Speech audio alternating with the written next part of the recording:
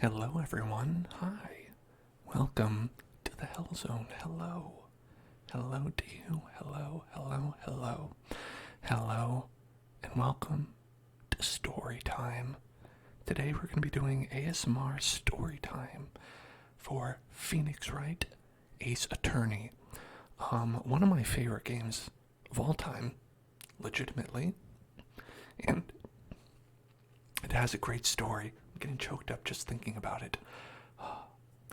I think you're really going to enjoy it if you've never seen it before. And if you have, hopefully you can just have some nice, relaxing bedtime stories before you drift off into your own courtroom of the mind, which is what I call sleeping. So, as you can see, today we're going to be playing Phoenix Wright, Ace Attorney. Check it out. I've got the sound on because I like the music a lot. But I want it to be at a nice level, so make sure it seems low enough for you. And if it's not, please let me know. Please let me know. Captain Cyber, what's up? Hold on. Figure out which button's going to be the A button. The first turnabout. Ha! Ha! Gasp.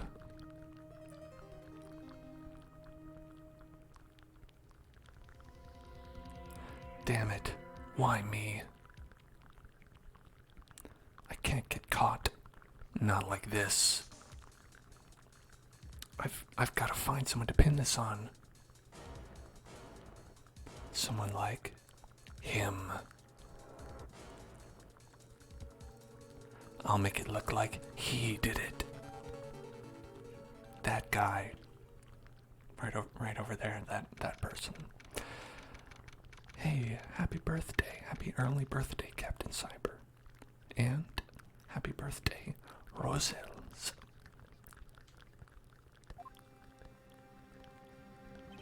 Boy, am I nervous. Right? Oh, hey, hiya, Chief. Phew, I'm glad I made it on time. Well, I have to say, Phoenix, I'm impressed. Not everyone takes on a murder trial right off the bat like this. It says a lot about you, and your client as well. Thanks. Actually, it's because I owe him a favor. A favor? You mean you knew the defendant before this case? Yes. Actually, I kind of owe my current job to him. He's one of the reasons I became an attorney. Well, that's news to me. I want to help him out any way I can. I just really want to help him. I owe him that much. It's over. My life, everything, it's all over. Isn't that your client screaming over there? Yeah, that's him. Death, despair. Oh, I'm gonna do it. I'm gonna die. It sounds like he wants to die. Yeah. Nick. Hey there, Larry. Dude, I'm so guilty. Tell them I'm guilty. Give me the death sentence. I ain't afraid to die. What? What's wrong, Larry? Oh, it's all over. I'm finished. Finished. I can't live in a world without her. I can't. Who took her away from me, Nick? Who did this? Oh, Nick, you gotta tell me. Who took my baby away? Person responsible for your girlfriend's death. The newspapers say it was you. Case solved. My name is Phoenix Wright. Here's the story. My first case is a fairly simple one. A young woman was killed in her apartment. The guy they arrested was the unlucky sap dating her. Larry Butts, my best friend since grade school. Our school had a saying, when something smells, it's usually the butts. In the 23 years I've known him, it's usually been true. He has a knack for getting himself in trouble. One thing I can say, though, it's usually not his fault. He just has terrible luck. But I know better than anyone that he's a good guy at heart. That, and I owe him one, which is why I took the case, to clear his name. And that's just what I'm going to do.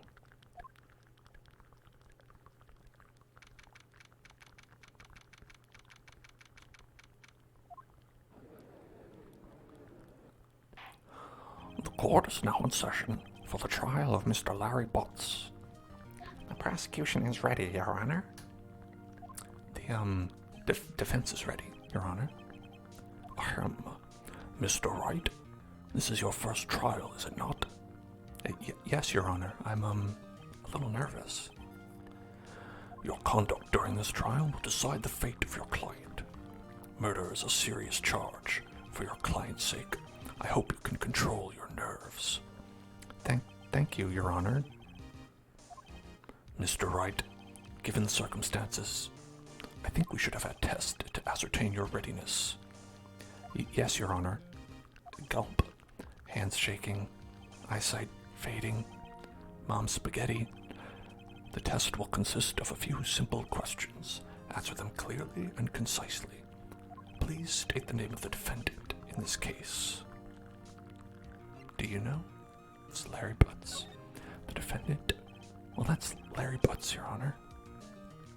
Correct. Just keep your wits about you and you'll do fine. Next question. This is a murder trial. Tell me, what is the victim's name? Phew, I know this one. Glad I read the case report cover to cover so many times. It's... wait. Uh-oh.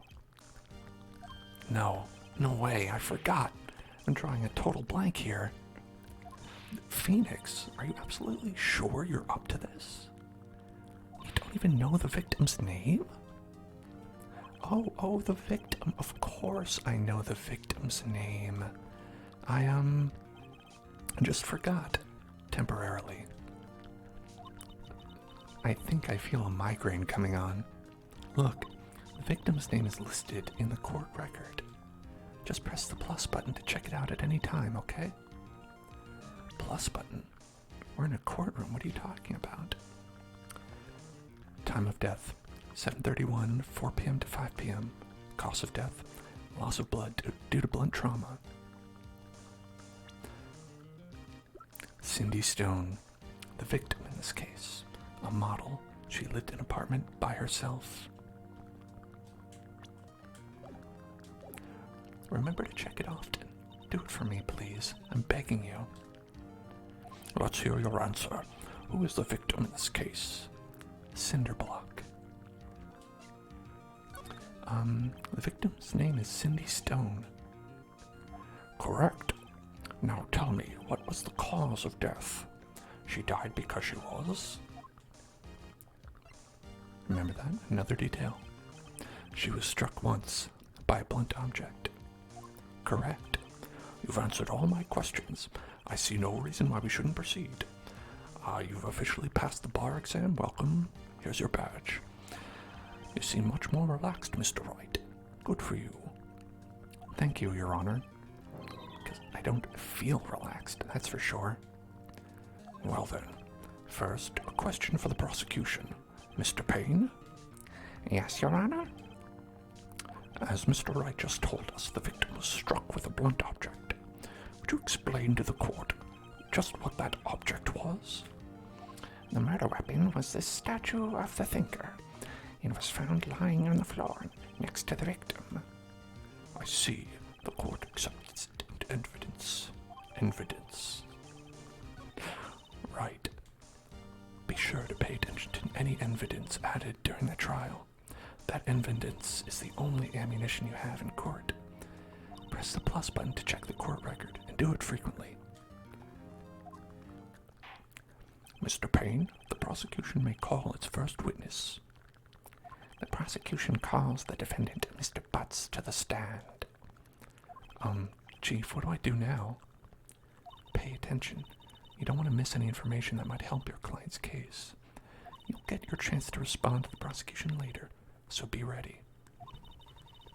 Let's just hope he doesn't say anything unfortunate. Uh-oh. Larry gets excited easily. This could be bad. Look at that smug face. Ahem. Mr. Butts, is it not true that the victim had recently dumped you? Hey, watch it, buddy. We were great together. We were Romeo and Juliet, Cleopatra and Mark Antony. Didn't they all die? I wasn't dumped. She just wasn't taking my phone calls or seeing me, ever. What's it to you, anyway? Speaking like a little bit Australian. I don't know why. Mr. Butts, will you describe generally what we mean by dumped? In fact, she had completely abandoned you and was seeing other men. She had just returned from overseas with one of them the day before the murder. What do you mean, one of them? Lies, all of it lies. I don't believe a word of it. Your Honor, the victim's passport. According to this, she was in Paris until the day before she died. Indeed. She appears to have returned the day before the murder. Dude, no way. The victim was a model, but she did not have a large income. It appears that she had several sugar daddies. Daddies? Sugar? What? Yes, older men who gave her money and gifts. She took their money and used it to support her lifestyle. Dude. We can clearly see what kind of woman this Miss Stone was. Tell me, Mr. Butts, what do you think of her now? Right. I don't think you want him to answer that question.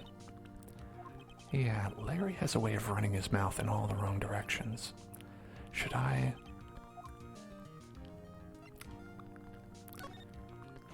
My client had no idea the victim was seeing other men.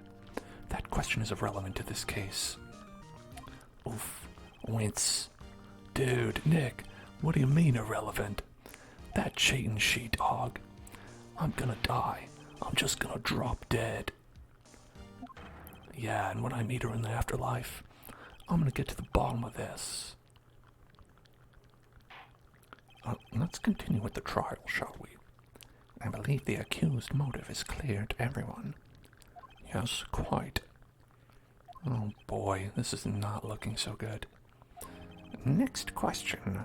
You went to the victim's apartment on the day of the murder, did you not? Gulp. Well, did you or did you not? Heh, heh, well, maybe I did, and maybe I didn't. Uh-oh, he went. What do I do? Have him answer on it. Yeah, that's, we can't get around that. I know, I'll send him a signal. Tell the truth. Yeah, I was there, I went. Order. Well, Mr. Butts. Dude, chill.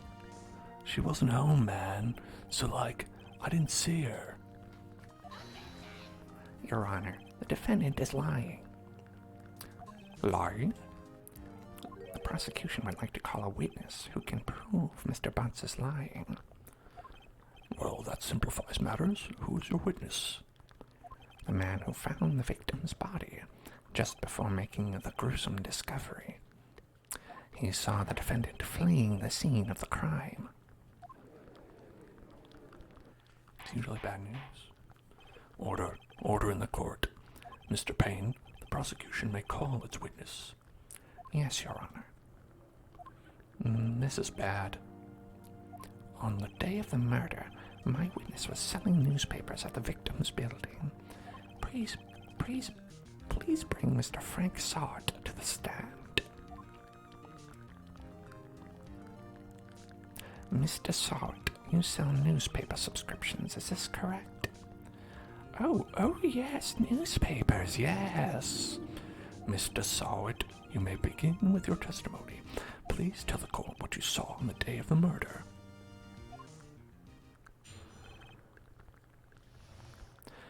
I was going door to door selling subscriptions when I saw a man fleeing an apartment. I thought he must be in a hurry because he left the door half open behind him. Thinking it was strange, I looked inside the apartment. Then I saw her lying there, a woman, not moving, dead. I quailed in fright and found myself unable to go inside. I thought to call the police immediately. However, the phone in her apartment wasn't working. I went to a nearby park and found a public phone. I remember the time exactly. It was 1:00 p.m. The man who ran was, without a doubt, the defendant sitting right over there. Well now, sure seems bad.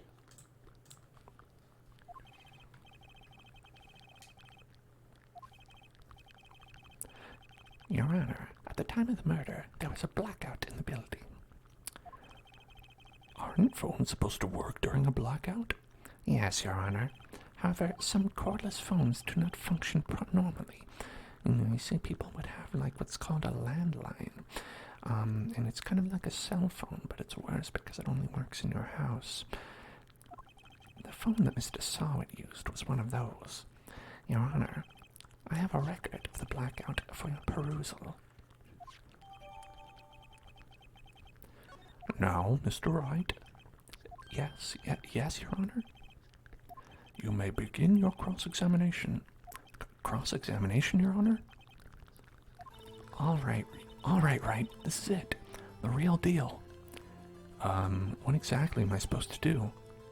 Why, you expose the lies in the testimony the witness just gave. Lies? What? He was lying? Your client is innocent, right?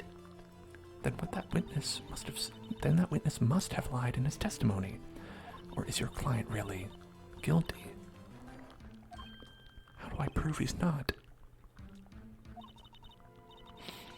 You hold the key. It's in the evidence. Compare the witness's testimony to the evidence at hand.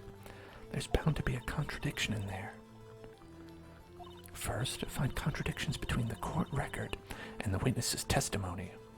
Then, once you've found the contradicting evidence, present it and rub it in the witness's face. Just get it up in there, smear it around. So remember, press the witness with the minus button or by waving the Wiimote. I'm playing this on the Wii, just so you know. Then check your facts again with the plus button and point out the contradiction. Alright. Now you can hear. I was going door to door selling subscriptions when I saw a man fleeing an apartment. I thought he must be in a hurry because he left the door half open behind him. Thinking it strange, I looked inside the apartment. Then I saw her lying there, a woman, not moving, dead. I quailed in fright and found myself unable to go inside. I thought to call the police immediately. Alright. Okay. So, we're gonna try to find the lie in this. Now, let's press. I don't have the Wii remote to wave. You thought to call the police? What is it? Does it mean you actually didn't call them? Please, listen to the rest of the testimony. You thought to call the police. What happened next? The phone in her apartment wasn't working. The phone in her apartment wasn't working? Yes, I mean, no, it wasn't working. Right. But you said you didn't go into the apartment. Or did you? Oh, that? I can explain that. There was a cordless phone on a shelf in the entranceway. I reached inside and tried using that to call. I just sort of bent myself over, not crossing the threshold. And that phone wasn't working, correct? What happened next? I went to a nearby park and found a public phone. Why use a public phone? Well, you see, I don't have a cell phone, and being in the middle of an afternoon, there was no answer at the nearby apartments. Ah, right. What time did you call again? I remember the time exactly. It's 1 p.m. Let's swing the remote. Okay. So if we check this. So it was 1 p.m. that he called it in, and the death was at 4 p.m. So it's a pretty big window. You found the body at 1 p.m. You sure? Yes, it was 1 p.m. for certain. Frankly, I find that hard to believe. Your statement directly contradicts the autopsy report. The autopsy notes the time of death at sometime after 4 p.m. There was no body to find at 1 p.m. How do you explain this 3-hour gap? You see, I time traveled and... This is trivial. The witness merely forgot the time. No. After his testimony, I find that hard to believe. Mr. Sawit, why were you so certain that you found the body at 1 p.m.? Gee, that's a really good question. Great job, Wright. Way to put him on the spot. That's all you have to do. Point out contradictions. Lies always beget more lies. See through one, and their whole story falls apart. Oh, wait, I remember now. Would you care to give your testimony again? You know that's a perjury, right?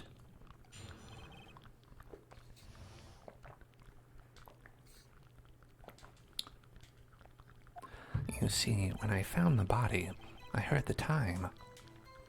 There was a voice saying the time. It was probably coming from the television. Oh, but it was 3 hours off, wasn't it? I guess the victim must have been watching a video of a taped program. And that's why I thought it was 1 p.m. I'm terribly sorry about the misunderstanding. No perjury. No perjury, actually. I see. You heard a voice saying the time on a taped program. Mr. Wright, you may cross-examine the witness. Right. You know what to do. I've got this one.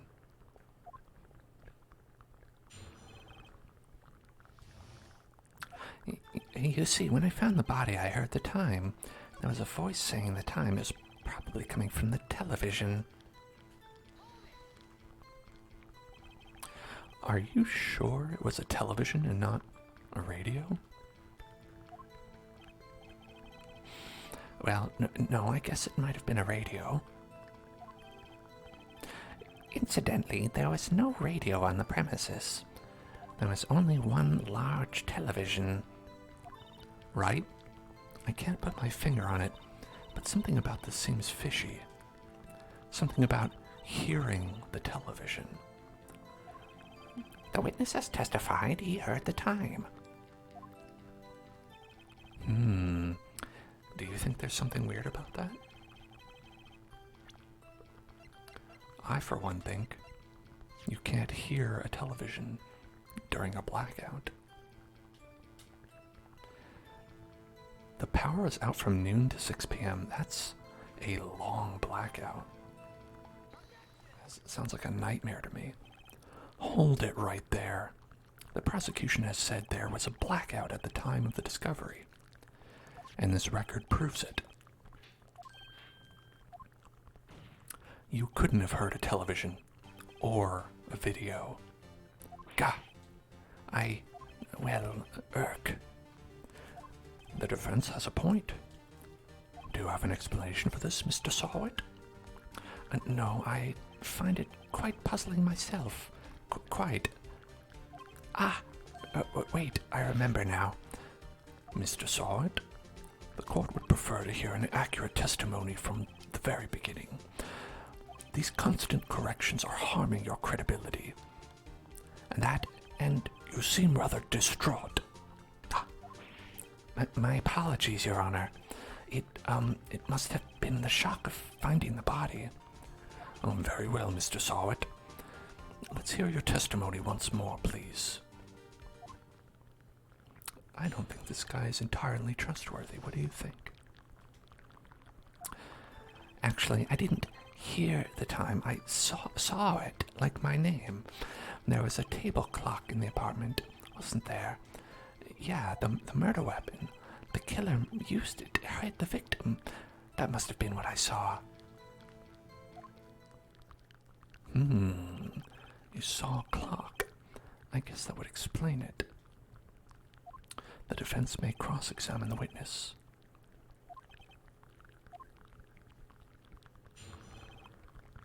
All right.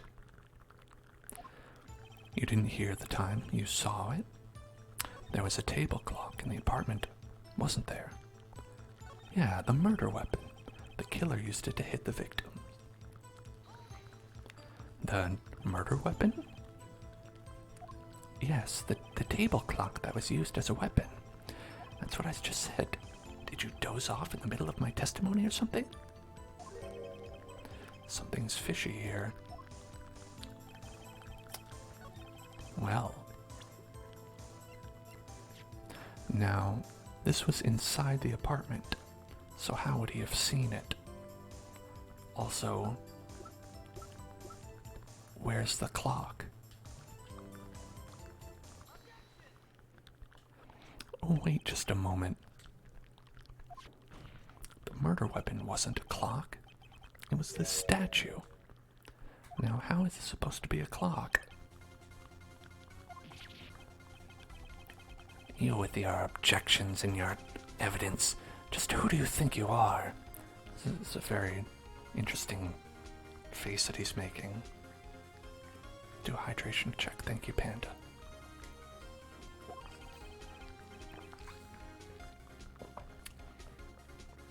This is Better Call Saul Simulator. Just answer the question, Mr. Sawit.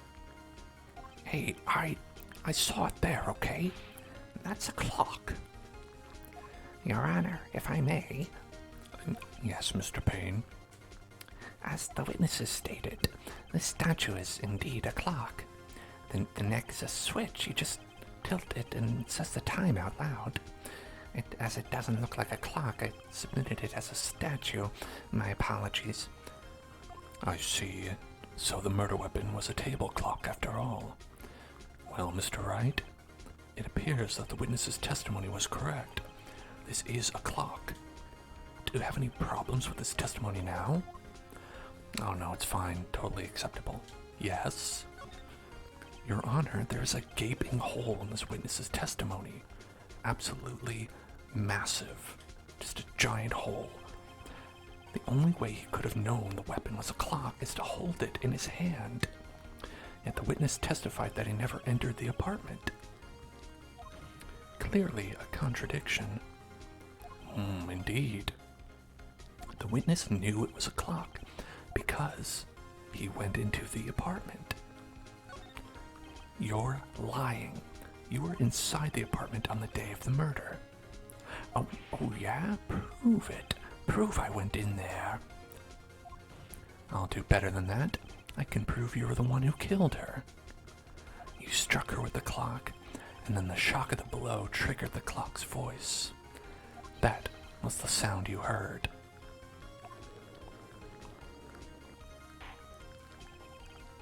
Intriguing. Please continue, Mr. Wright. Yes, Your Honor. Mr. Sawit, the sound must have left quite an impression on you. Understandable, since the murder weapon spoke just as you hit the victim. That voice was burned into your mind. That's why you were so certain about the time. What's the meaning of this? This is all baseless conjecture. Baseless? Just look at the witness's face. Would the witness care to elaborate? Did you strike the victim with the clock? That day, I never... Look, the clock, I heard... No, I mean I saw... Gua. Shut up, I hate you. It was him, I tell you. I saw him. He killed her, and he should burn. Give him death. Order in the court, I say. Your Honor, a moment, please. There isn't a shred of evidence supporting the defense's claims. Mr. Wright? Your Honor? You claim the sound of the witness heard came from the clock. Do you have any evidence? The whole case is riding on this. I'd better think it through carefully. Yes, Your Honor. The sound Mr. Solid heard was definitely this clock. A fact which is clear if you simply try sounding the clock. Let's sound the clock here, now, in this court. Your Honor, may I have the clock? You say this game gets harder as you go on. Not to worry, Bald Panda. I've played it several times. I might remember everything, but if I don't, there are ways. I ask the court to listen very carefully. Beep. I think it's 8:25. That certainly is a strange way to announce the time. Well, he is the thinker, after all. And so, we've heard the clock. What are your conclusions, Mr. Wright? Mr. Payne, can you tell me what time it is now? It's 11:25. As you can see, this clock is exactly 3 hours slow. Precisely discrepancy between what Mr. Solid heard and the actual time of death. So, Mr. Solid, try to talk your way out of this one. This is Phoenix Wright, Ace Attorney. In fact, if you look around the edges, you can see the name of the game, like just scrolling in the background. Ha. You forgot about one thing. Uh-oh. What's he talking about? While it may seem that clock is running 3 hours slow, it proves nothing. How do you know it was running 3 hours slow on the day of the murder? If you can't prove that, you don't have a case. He's right. How am I going to prove that? Damn it. I was so close. Mr. Wright, it seems you lack the critical evidence to support your claim. Yes, Your Honor. This means I cannot let you indict the witness. Unfortunately, this ends the cross-examination of Mr. Frank Solid.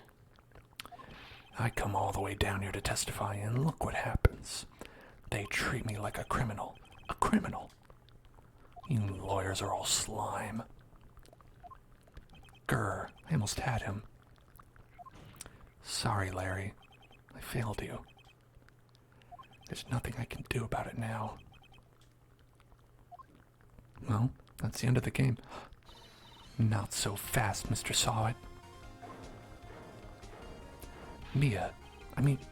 Chief. Listen up, Wright.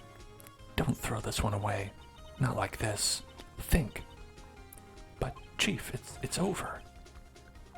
I can't prove the clock was slow the day of the murder. Nobody can prove that. Well, yes. But that doesn't mean you can't still win. Try thinking outside the box. I think that they very much would get away with it in real life. With that logic. Don't waste time doubting the facts. Assume the clock was 3 hours slow and think through it. Ask yourself, why was the clock 3 hours slow? Figure out the reason, and you'll have your proof. Right? Can you think of a reason as to why the clock would be 3 hours slow? No, I can't think of anything. Of course. Wait, maybe I can prove it. You must have evidence somewhere that can prove it, right? Find it and let them have it. Well, Mr. Wright, you say the clock was already running slow on the day of the murder. Have you found evidence to support this claim? Of course. There is a piece of evidence in the court record that can prove my claim beyond a doubt. Ha! Tough words. Let's see you pull this one off. Let's see this evidence that proves... hold on. One button. I don't know what one button is. Let's see this evidence that proves why the clock was running slow. Thank you, officers, being rudely interrupted. Now, you'll see the victim arrived from Paris. What does Paris have? A time difference. How about that? The victim had just returned home from abroad the day before the murder. As we all know, the time difference between here and Paris is 9 hours.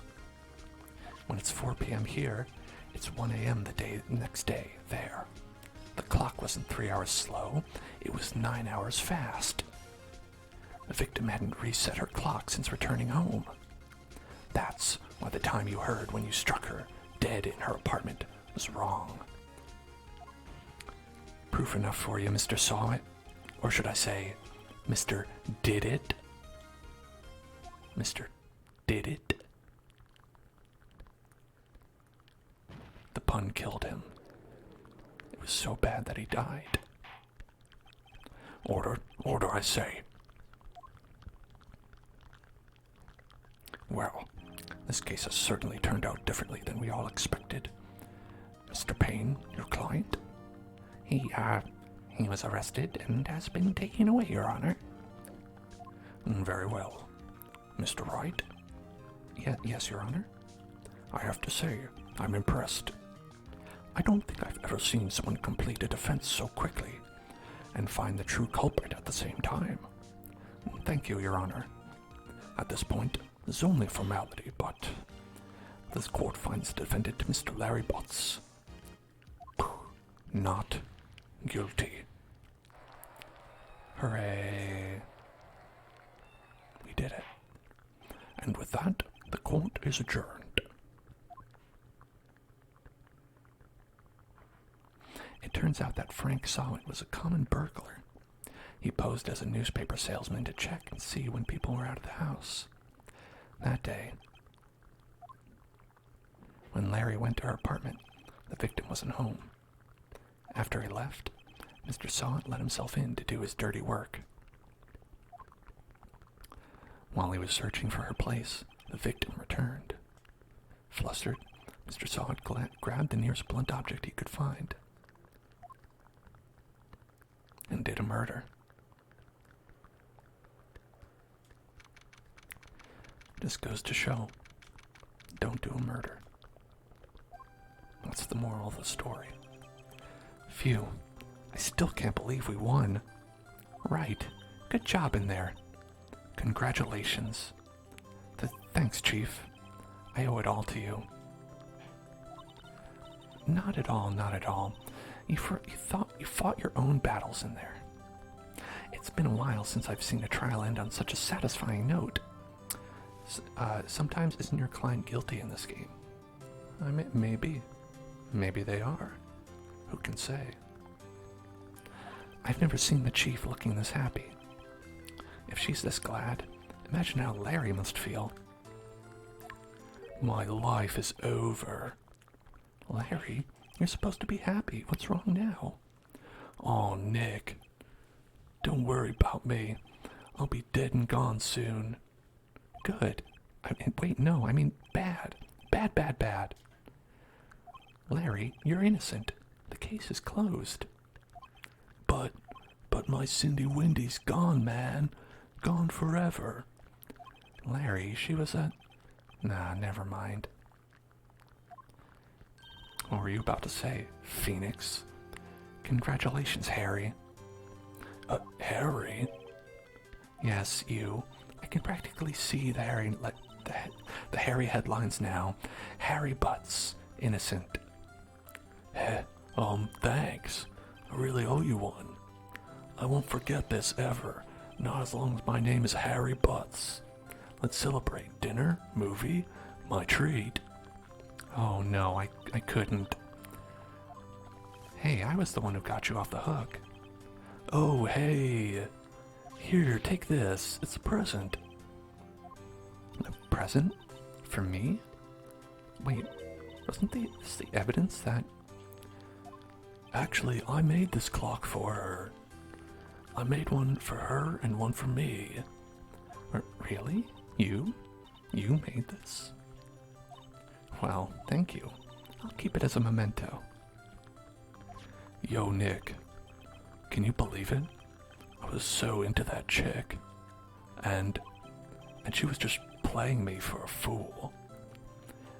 Don't that make you just want to cry, sob? Larry. Are you so sure? Excuse me? I think she thought quite a lot of you in her own way.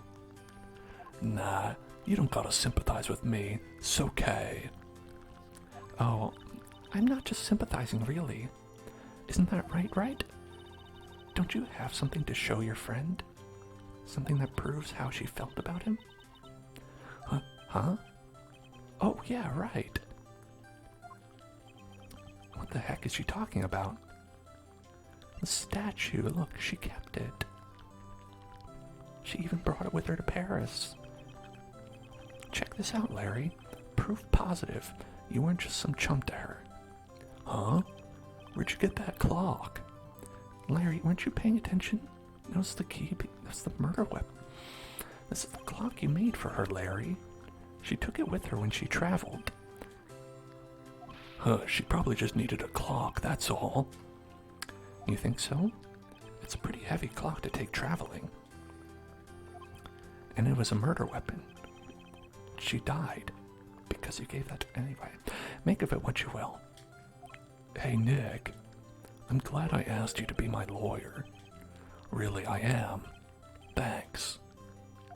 Hope that made him feel a little better. Well, thank you, Bald Panda.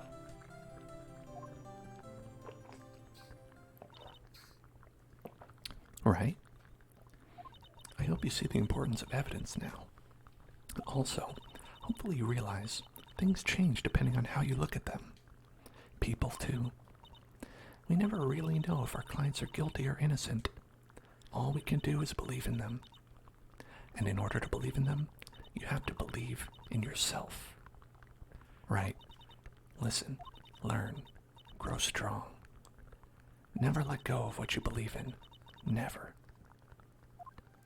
Well, I think our work here is done. Shall we be off? Yeah, I guess so. Say, how about dinner?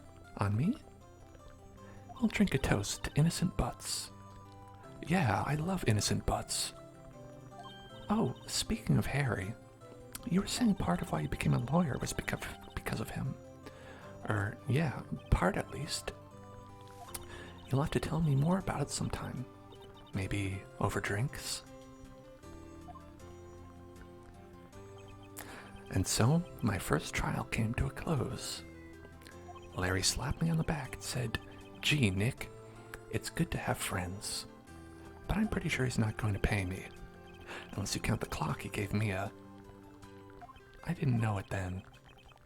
But that clock was soon going to be at the center of another incident. And my promise to tell the chief about me and Larry would be one promise that I wouldn't be able to keep. Uh-oh. Yikes. Brand new episode has been added. Turnabout Sisters. So that's the general way this game goes. Where check it out.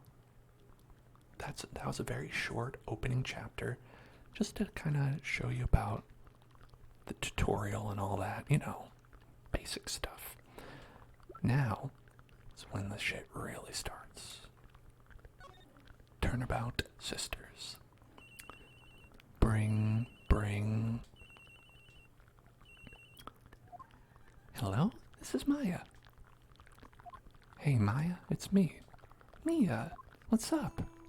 You haven't called in a while. Sorry, I've been so busy. How have you been? Well, lonely. And it's all your fault. Nah, I'm just teasing. I've been great. I'm finally getting used to having my own place. That's good to hear. Actually, I'm calling because I have a favor to ask. I know. You want me to hold evidence for you. Sharp as always. There's a lot of buzz about the upcoming trial. I just don't feel safe keeping the evidence here. I gotcha. So what is it this time? It's a clock. A clock? Yeah, it's made to look like that statue, the Thinker, and it tells you the time. I thought you might like it. You always like toys. Hey, I'm not a little girl anymore, sis. Now, you know I'm only teasing. I should probably tell you that the clock isn't talking right now. Huh? It's not working? That's lame. I had to take the clockwork out. Sorry. I put some papers inside it instead. Papers? Is that the evidence then? Well, there's a possibility that it might turn out that way. Yes. Mia? I think Mia was supposed to say that. Can you come by the office tonight, say 9 o'clock, to pick it up? I'll be in a pre-trial meeting until then. Okay, sis, but I expect dinner. Something good. Like burgers. I could really go for a good burger. Okay. We'll hit the usual joint. Alright, it's a deal. Okay, sis. See you soon. Yep, I'll be waiting, Maya. Conversation recorded.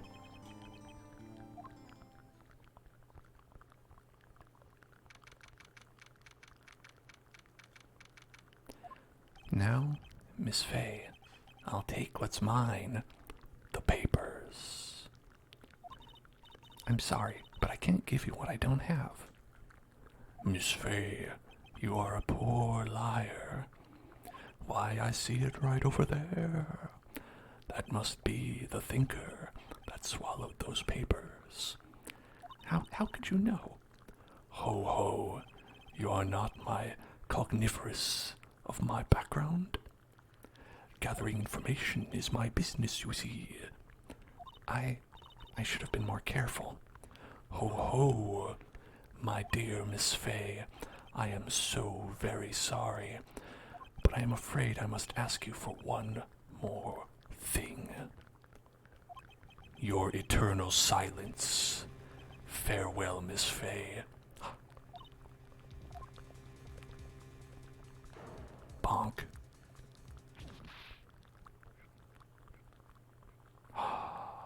That guy. Red, white, blue. America. Or other countries as well, just in a different order.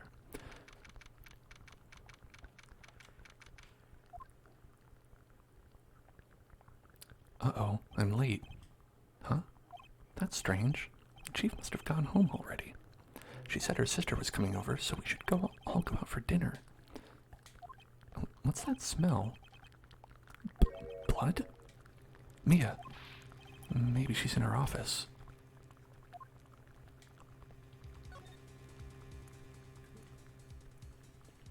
Alright.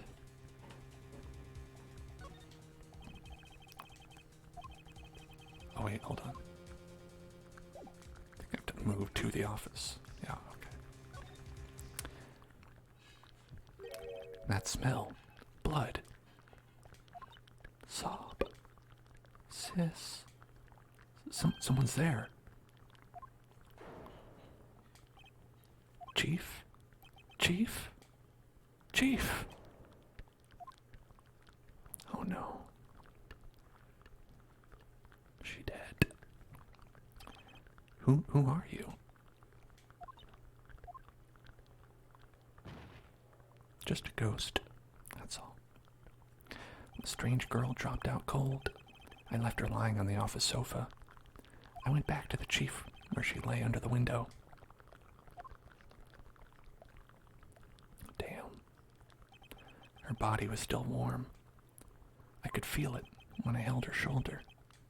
Then, all too quickly, it began to fade, until finally she was cold. Chief. You okay, Chief? You don't look so good. It's hard seeing her like this, but if there are any clues here, she was struck on the head with a blunt object. She probably died instantly. The thinker lying next to her must have been the murder weapon. There's some glass shards near the chief's body. Must be pieces of the glass lights lying broken in the back of the room. Nothing else that seems like a clue here. A piece of paper? It must have fallen from Mia's hand. What could it be?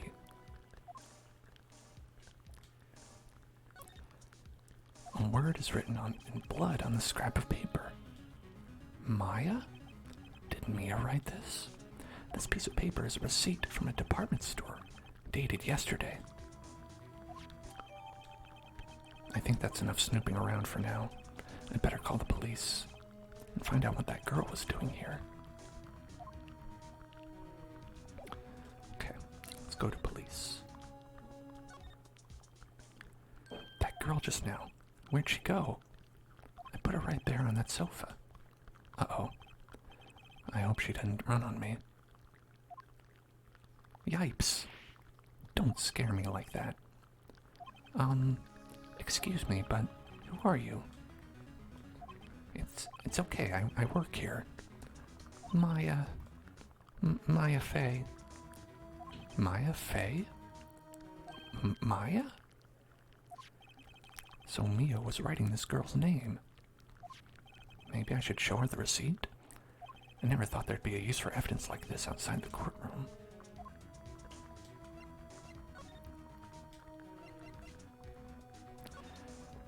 Before Mia died, she wrote a message with her own blood. She wrote it on the back of this receipt. That's my name. Why? Why would she write my name?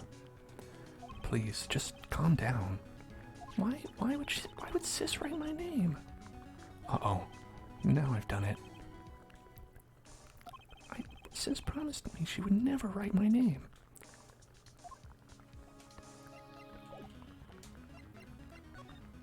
Alright. Let's... Yeah. Okay. Excuse me? Can you tell me what happened? I came in, the room was dark, and Sis... So, she was already dead. Okay, good to know you didn't kill her, okay. I don't see the phone here. Maybe we'll just continue talking. So, you're the chief's sister. I'm her younger sister. And you were here visiting this late at night? Yes, she said she wanted me to keep some evidence for her. Evidence? Yes, it was that clock. It was the thinker. You mean...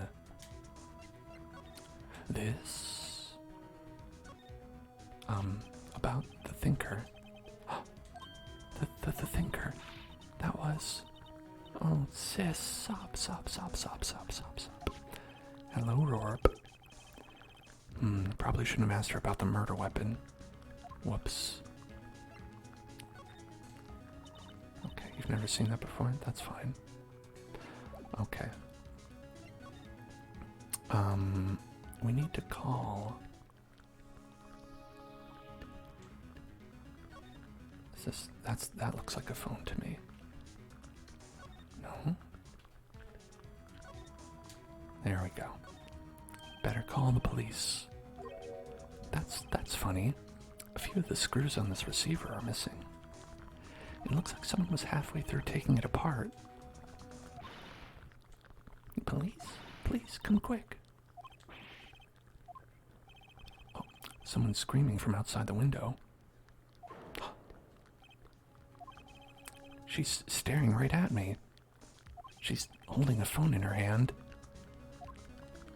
What could she be doing?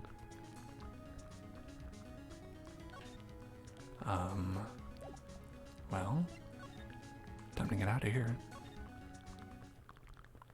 Wee woo, wee woo, wee woo, wee woo, wee woo, wee woo, wee woo, wee woo. Freeze, police. One of my faves. Alright, I'm Detective Dick Gumshoe, see? Wicker Basket, thank you for subscribing. Weep whoop weep whoop. Appreciate that. 4 months. Thank you so much. Gumshoe, what an odd name. Well, we received a report from the building across the way, see? Got a person saying they saw him murdered. It must have been that woman I saw. Anyway, I don't want either of you moving 1 inch, Kay? Great. Just great. Maya. Wait, she wouldn't have. Nah. Whoa. Excuse me. Eek. This word Maya here mean anything to you? That's my name. What? The victim drew this here note in their own blood, see? With her dying breath, she wrote down the killer's name. Killer? Case closed. You're coming down the precinct, ma'am. What?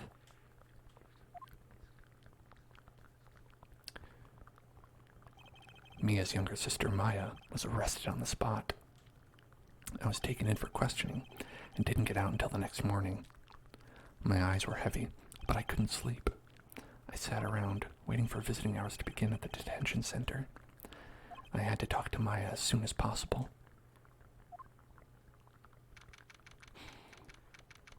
And that beautiful pixelated cop. Wow, they have poor Maya locked up like a criminal. Oh, it's you, the lawyer. Good morning. Good morning. She looks so tired. Are you going to be my attorney? Well, that's what I wanted to talk to you about. Of course I will. First things first, I better get her cheered up. Yeah, of course I will. Cheer up. Really? Whoa, did I say the wrong thing? She looks sadder now. What's wrong? You don't think I can do it? No one could. Who would believe me? Even you. When you found me in the office, you looked at me like I'd done it.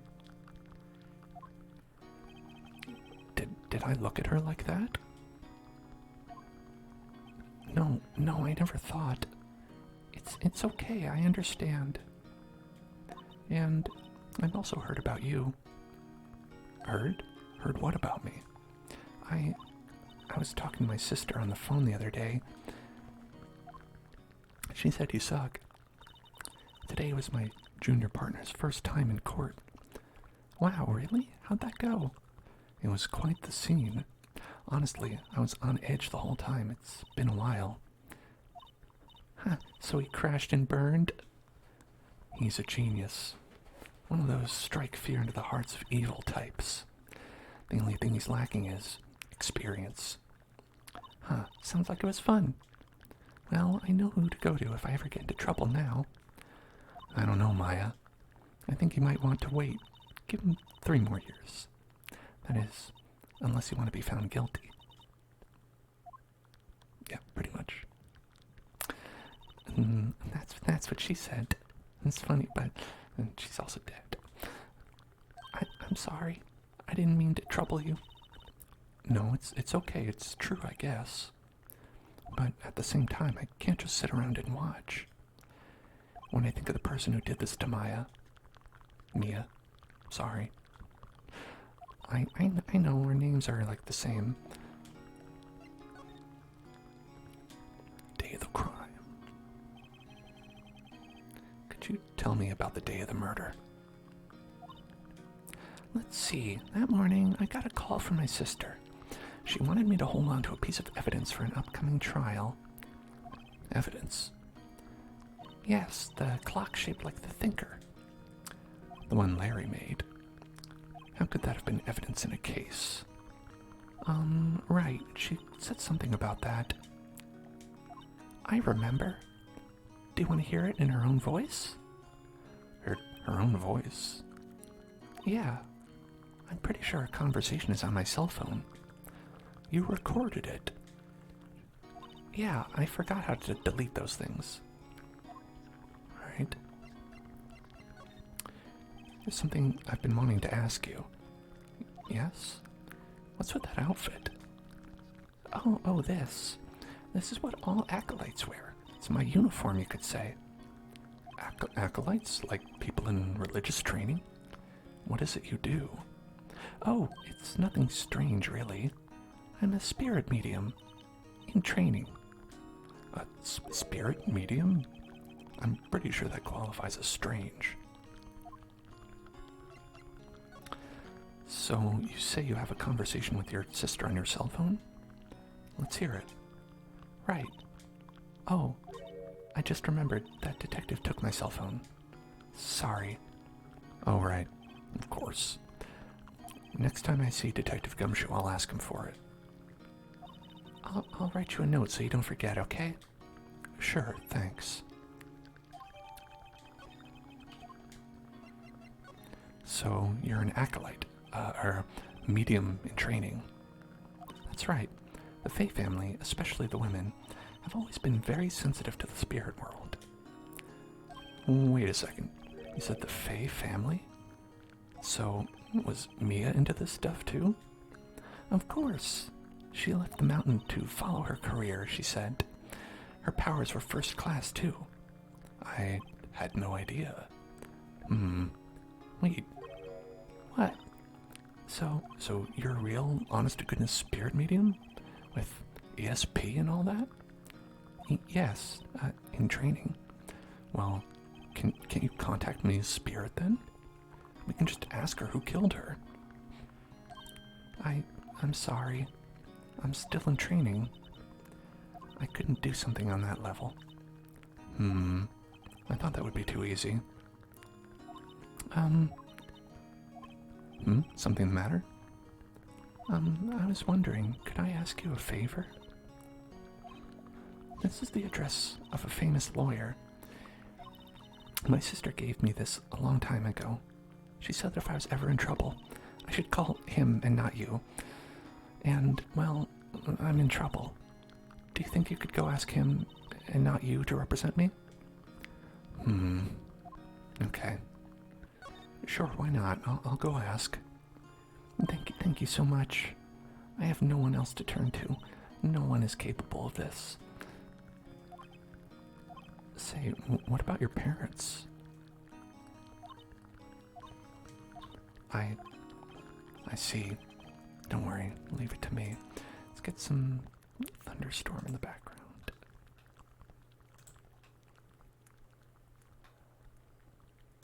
There we go. Thunderstorm in the background. Thank you. The trial's tomorrow at 10 o'clock. What? Tomorrow? Tomorrow? What if this guy refuses? They told me if that I don't find one, the state will pick an attorney to defend me.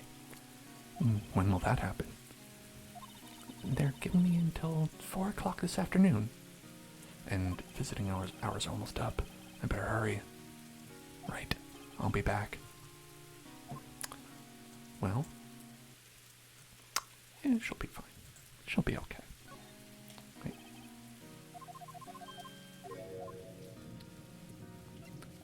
Let's check the day of the crime. Could you tell me about the day of the murder? Sorry, I know it must be hard. No, it's okay. All I've been doing the last few hours is talking about it. I've kind of gotten used to it. Let's see. That morning, I got a call from my sister. She wanted me to hold on to a piece of evidence for an upcoming trial. That's the thinker clock that Larry made. Practically qualifies as a serial murderer by now. So, then, when did you arrive at the office? It was right around 9 o'clock. The lights were off and I could smell blood. Then I found her. My sister. Dead. Thanks, Maya. That's all I need to hear for now. Okay. Time to go. Get, a good lawyer. Right. This is called the Phoenix Wright Ace Attorney, not Phoenix Wright Newbie Attorney. According to the receptionist, the big boss is out. She couldn't say when he'd be back. Must be hard to keep track of everything when you're a famous lawyer, not to mention run an office like this. I guess I'll just have to come back later. But that is an excellent cowboy. Look at that. He's wearing a hat. There's a sunset. Wow. I'll go back and tell her she's out of luck. Hey, what is it? Did you meet the lawyer? Sorry. I haven't seen him yet. I see. Better go see if I can find this elite lawyer she's talking about. I'll just, travel back across town. You say, well, they arrest people for bad reasons here. It's true.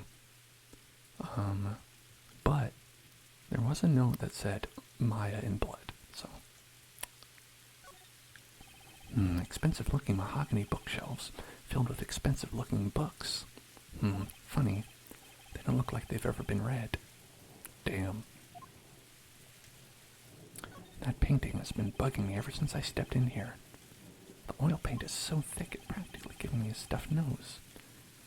I'm sure the price is nothing to sneeze at either, for that matter.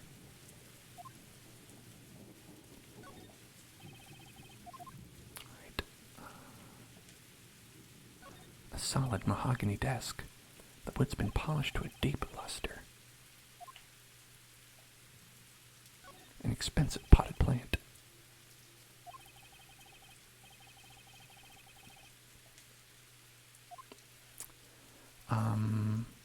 I think, okay, hold on. There's a little bit of pixel hunting in this. In that, you never quite know what you're supposed to do. The office is filled with police officers. They're all busily searching for clues. Hey, you there. This is a crime scene, pal. No trespassing. Sorry. Don't I know you from somewhere? Oi, you're that Butts guy, aren't you? No, Phoenix Wright. How could anyone mistake me for Harry? I guess I got the wrong name, Mr. Wright. Sorry about that. That Butts guy, he was a killer. And you're no killer, right? He was proven innocent. Right. And you were... Detective Suede Shoes. That's me. Don't step on my blue suede shoes. Wait, that's a song, pal. My name's Dick Gumshoe. But wait, that's Detective Gumshoe to you, pal. Anyway, get the name right. And don't go calling me Dick. It means penis. Hey, Dick, get over here. Yes, sir. Be right there, sir. Oh, him. You're a lawyer, right, pal? If you've got business here, you better do it quick. Phew, he thinks I'm Maya's lawyer. I think we're going to present a note. I was wondering, did you see Maya Faye's cell phone? Do you think you could give it back? Sure. I mean, wait a second, pal. Tricky lawyer. Uh-oh, he's on to me.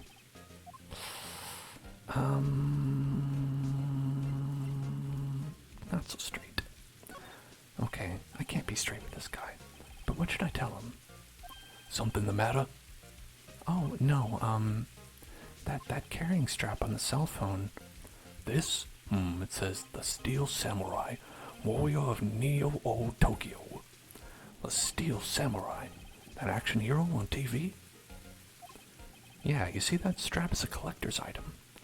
She was worried it might get lost if it went down to the precinct. That what she said? Yes. Okay, pal. I wrote down all the numbers she called anyway. Here you go. It seems he didn't notice the recorded conversation.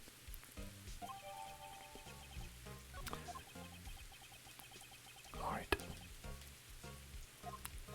Let's listen. Alright, the conversation goes thus. Mia, what's up? You haven't called in a while. Well, actually, there's something I want you to hold on to me. Again? What is the... Oh, well, okay, we heard this. We heard this already. Alright.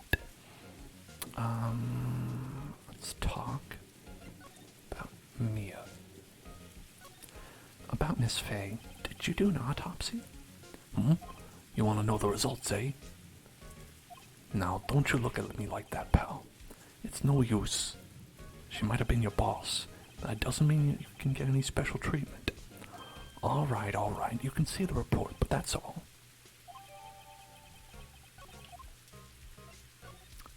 About Maya. Yeah, I'm looking forward to the trial. Sorry, pal, but this is one trial you aren't gonna win. Why do you say that? The city's put Prosecutor Edgeworth on the prosecution. Edgeworth? I'm sure you know what that means. You being a lawyer and all. I guess I've asked all the questions I need to. You all done, pal? Yes, thank you. I'll be heading out now. Oh, wait. One more thing I want to mention to you. I don't suppose you're planning on talking to that witness? Anyway, you better not. No influence in the witness with your loyally ways, pal. Come to think of it, I'd completely forgotten about her. And now her mouth opened way too large. The witness? Yeah, Miss April May. I'm sorry about this, but I can't tell you anything about her. Well, you just told me your name. Miss May, huh? So you've sent her home already then? You're trying your loyalty tricks on me now. She's not going to go outside her room until the trial. So she's still in the hotel across the way. I guess I should know better than to try to get a detective to leak information. You got that right, pal. Time to pay her a visit to Miss May. Gotta ask about Edgeworth. Edgeworth, my fave. Prosecutor Edgeworth. That's right, pal. Mr. Miles Edgeworth himself. Wait, you do know him, don't you? Of course. Canonically, we do. I know him. He's a feared prosecutor. He doesn't feel pain. He doesn't feel remorse. He can't love. He won't stop until he gets his guilty verdict. Oh, don't talk about him like that. You make him sound barely human. Still, I'm afraid this pretty much decides the case. So, Edgeworth is on this one. He hasn't lost a case since he became a prosecutor at the incredibly young age of 20. Of course, there are rumors of back alley deals and forged evidence.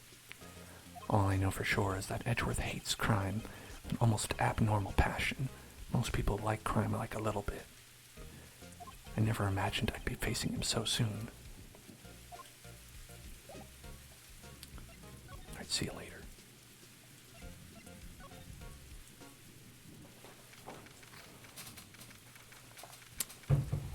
Can't believe that bozo gave us the exact location of April May. Well, hello there, handsome. Hi. Smooth, right? Real smooth. You're the lawyer, aren't you? The detective told me. He said, don't say nothing to that lawyer, pal. Memo to self. Thank Detective Gumshoe for making my job harder. Gee, this is all like something out of a movie. It's all so exciting that I can hardly contain myself. Ooh, let me go freshen up so I can look the part of the beautiful eyewitness. I pity the lawyer that has to cross-examine this one. Luckily, that definitely won't be me. What's this? There's a screwdriver stuck in this drawer. I wonder what's inside. Let's take a look. Hey, hey! What are you doing? No touching. Ooh, bad boy. You really shouldn't pry around in other people's rooms now. You wouldn't want to make me upset, would you? Upset? I thought she was going to explode for a second there.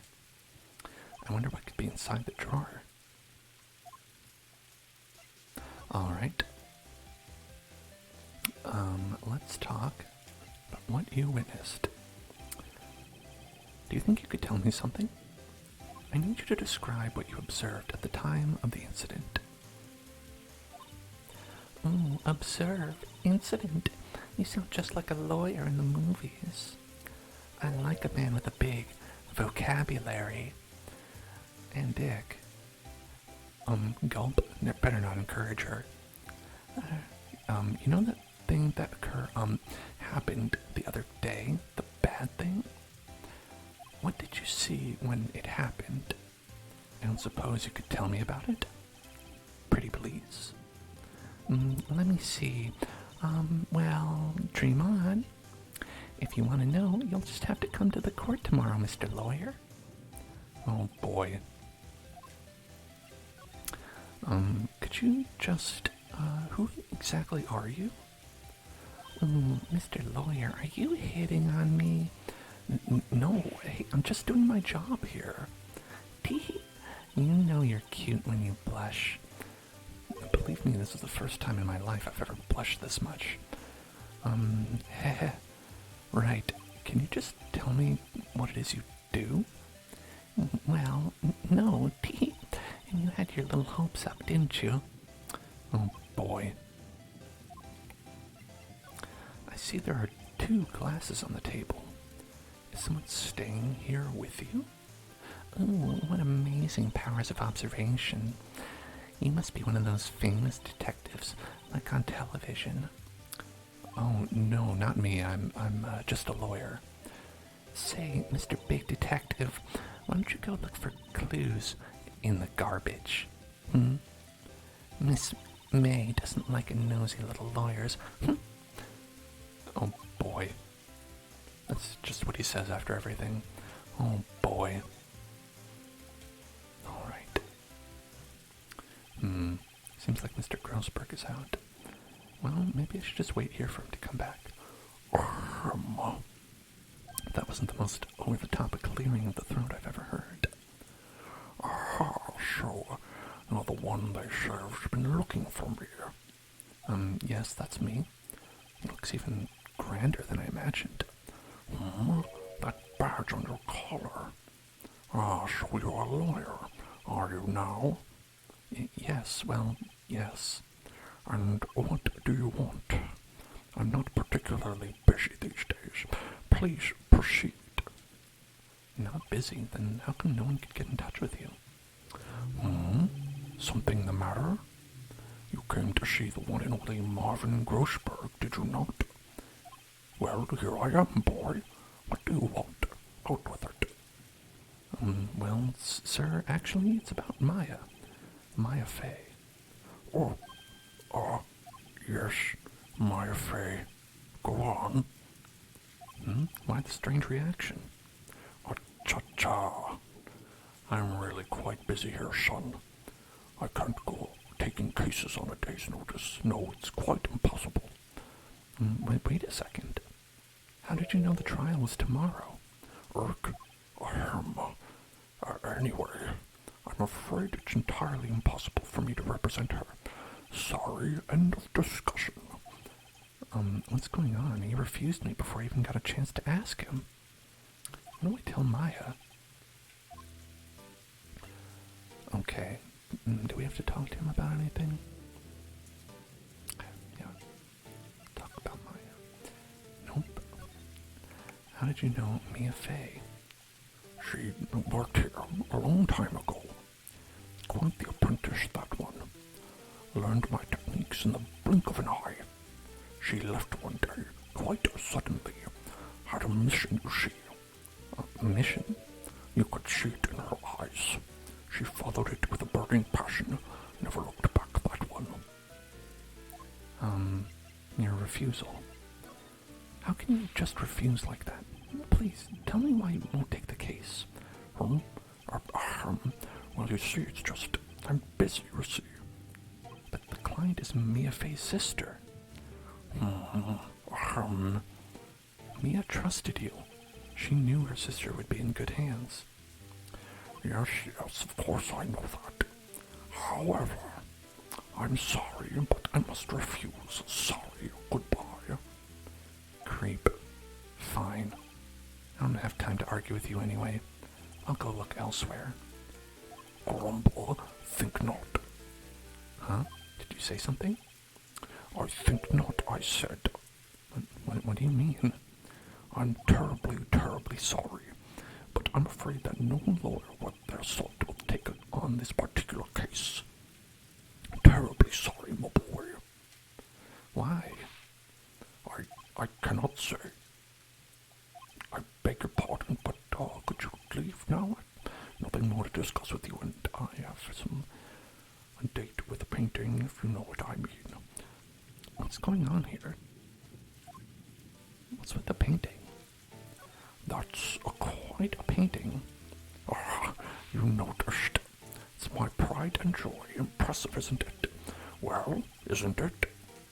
The color of the sky, the hue of the sea, the weave of the straw hat. It's worth at least 3 million. I have no intention of parting with it, of course. No, I won't sell it, not even to you. I wasn't interested. It's not for sale. I'm not buying. Jeez.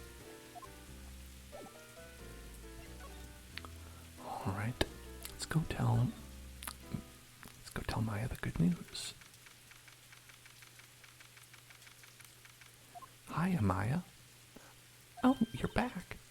Did you find the lawyer? Well, what do I tell her? Well, see, just be honest. I really don't think you should use that guy. He didn't seem healthy.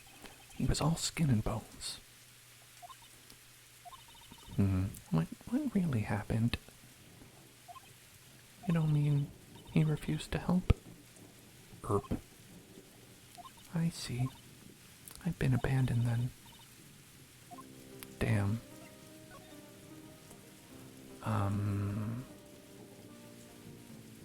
Okay. Family, okay.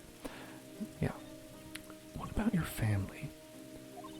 I only had my sister. My father died when I was very young, and I don't know where my mother is. Don't know?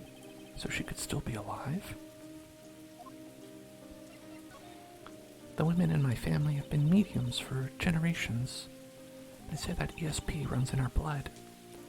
About 15 years ago, our family was involved in an incident. There was a man, and he ruined our mother's life. Ruined. After that, she disappeared. Several years after that, my sister announced she would become a lawyer and left the mountain. So you live by yourself? Yes, I've gotten used to it. Oh, also, I had to become independent or I'd lose my ESP. Hello, Ace. I feel bad for her, all by herself up on that mountain. Well, thank you, Ace.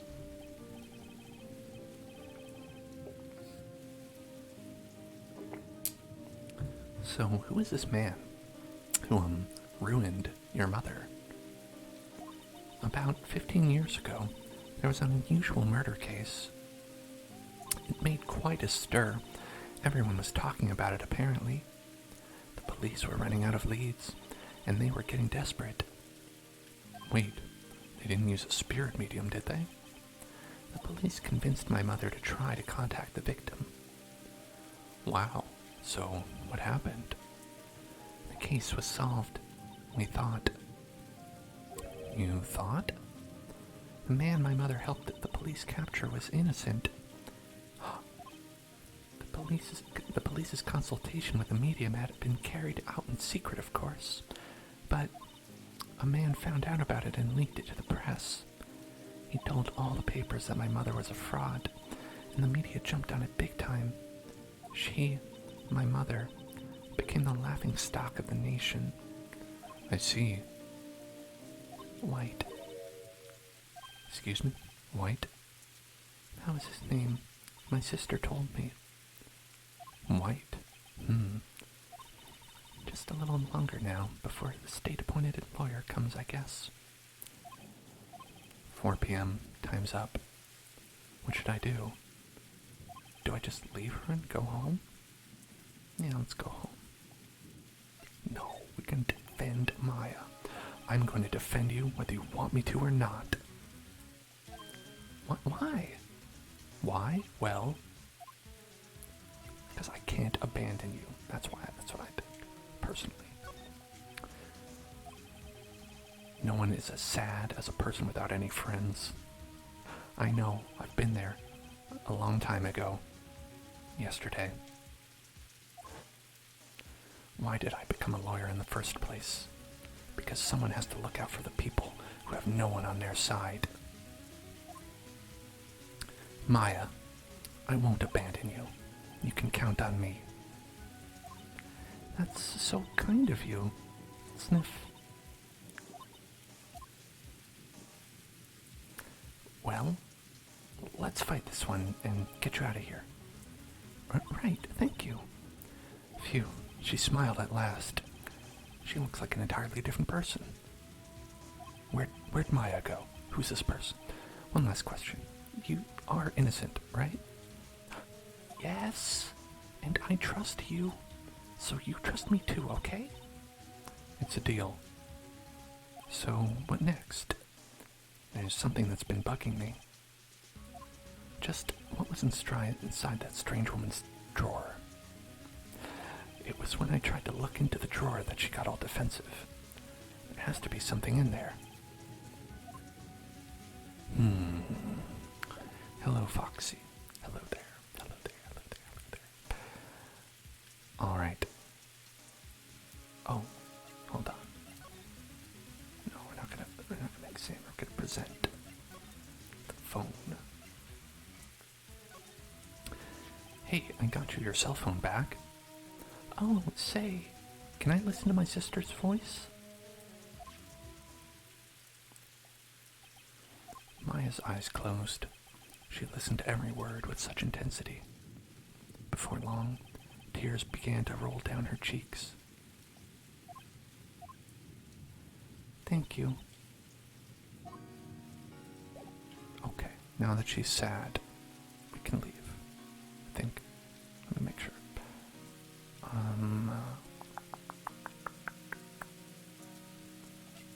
Yes, we can leave now that she's sad. Good afternoon, sir. Excuse me, you are... Ah, I beg your pardon, sir. I am the bellboy of this establishment. At your service, sir. Oh, right. I've just come up to deliver room service, sir. Do you know where Miss May might be? Ah, I believe our guest, Miss May, is currently using the, facilities. If you've no need of anything, I'll be taking my leave. Please stay as long as you like. Enjoy. Yeah. Wait, no, hey. Why does it seem like every time I come here, I end up embarrassing myself? Wait, now's my chance to snoop around a bit. Ah, I almost forgot. God, you came back quick. Might I ask you to inform Miss May that there is a message for her? Please tell her that Mr. White of Blue Corp phoned. Oh, right, sure. Mr. White of Blue Corp? Where have I heard that name? White. That was his name. My sister told me. White was the name of the guy who ruined Mia and Maya's mother. Good night, Riot. Could it be a coincidence? What do you think? I think it's a coincidence. Now we're going to find this implement that she's been hiding in a drawer. It seems to be some sort of battery-operated machine. There's a screwdriver sticking out of that half-open drawer. Now's my chance to see what's inside. What do we have here? A wiretap? What would a woman like her be doing with a thing like this? Mr. Pickle, what do you think? There's definitely something suspicious about this Miss May. Riot, sorry about not loving the job. That sucks. Sorry I have to keep doing it. Why would she have something like this in her hotel room? There's a story behind all this, I know it. Alright, I'll be using this bit of evidence in tomorrow's trial, that's for sure. For Maya's sake. I'll get to this woman's bottom. I mean, you know what I mean. You know what I mean. Oh, Pillboy, still there? Uh-oh, time to scram. I look forward to tangling with you two tomorrow. Miss May. In court. What do you mean, you two? You know.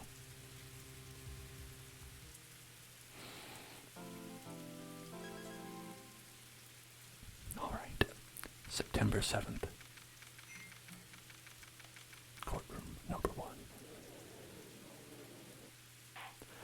1. The court is now in session for the trial of Miss Maya Fey. The prosecution is ready, Your Honor. Oh, look at him, he's perfect. The defense is ready, Your Honor. Miles Edgeworth. I'd better not show any signs of weakness today, or I'll be on me in an instant. Mr. Edgeworth, please give the court your opening statement. Thank you, Your Honor. The defendant, Miss Maya Fey, was at the scene of the crime. The prosecution has evidence she committed this murder, and we have a witness who saw her do it. The prosecution sees no reason to doubt the facts of this case, Your Honor. I see. Thank you, Mr. Edgeworth. Let's begin then. You may call your first witness. The prosecution calls the chief officer at the scene, Detective Gumshoe. Witness, please state your name and profession to the court. Sir, my name is Dick Gumshoe, sir. I'm the detective in charge of homicides down at the precinct, sir. Detective Gumshoe, please describe for us the details of this murder. Very well, sir. Let me use this floor map of the office to explain. The body was found here by this window here. And the cause of death? Loss of blood due to being struck by a blunt object, sir. The murder weapon was a statue of the thinker found next to the body, sir. It was heavy enough to be a deadly weapon, even in a girl's hands, sir. The court accepts the statue as evidence. They're still calling it a statue. Floor plans added. Now, detective. Yes, sir? You immediately arrested Miss Maya Fey, who was found at the scene, correct? Can you tell me why? Yes, sir. I had hard evidence she did it, sir. Detective Gumshoe, please testify to the court about this hard evidence. It's very rigid evidence that you have. Hello, Jonathan. As soon as the phone call came in, I rushed to the scene. There were two people there already. The defendant, Miss Maya Fey, and the lawyer, Mr. Phoenix Wright. I immediately arrested Miss Maya Fey. Why? She had a witness account describing her. The witness saw Miss Maya Fey at the very moment of the murder. The very moment, you say? Very well, Mr. Wright. You may begin your cross-examination. Yes, Your Honor. Cross-examine what? I couldn't see a single contradiction in that testimony. Whoosh. Smack. Hey, Maya just threw something at me. What's this? When my sister couldn't find any contradictions in a witness's testimony, she would bluff it and press the witness on every detail. The witness always slips up and says something wrong.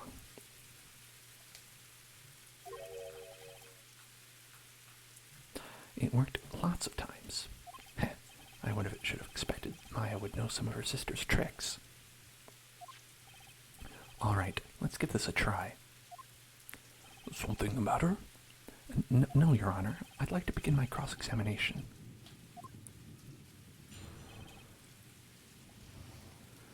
As soon as the phone call came in, I rushed to the scene. There were two people there already. The defendant, Ms. Maya Fey, and the lawyer, Mr. Phoenix Wright. I immediately arrested Mr. Maya Fey. Why? We had a witness's account describing her. Hold on just 1 second. Yeah? If I heard correctly, you said you arrested her because you had hard evidence she did it, correct? Huh? Did I say that? Me? I heard you say it. You did say it. You said it. Exactly what about the suspicious woman in pink's claim was hard evidence? What? Miss May isn't suspicious, and she sure isn't pink, pal. Well, I guess she is pink. That's enough, Detective Gumshoe. Do you have any more solid proof other than her claims, Detective? I guess pressing can have its advantages. Yes. Gah. Sorry, I've got the order of things mixed up in my testimony, Your Honor, sir. There was something I should have told you about first, Your Honor. Very well, Detective. Let's hear your testimony again.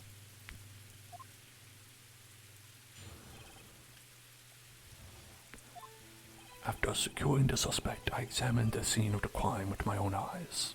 I found a memo written on a piece of paper next to the victim's body. On it, the word Maya was written clearly in blood. Lab test results showed that the blood was the victim's. Also, there was blood found on the victim's finger. Before she died, the victim wrote the killer's name. How you like that? That's my hard evidence. Very hard. Before we begin cross-examination, I have a question for you, Detective. Your Honor, why didn't you testify about this vital piece of evidence the first time? I know. I'm real embarrassed I forgot about it, Your Honor, sir. Try to be more careful. Very well. The defense may begin its cross-examination. Hard evidence. Okay. After securing...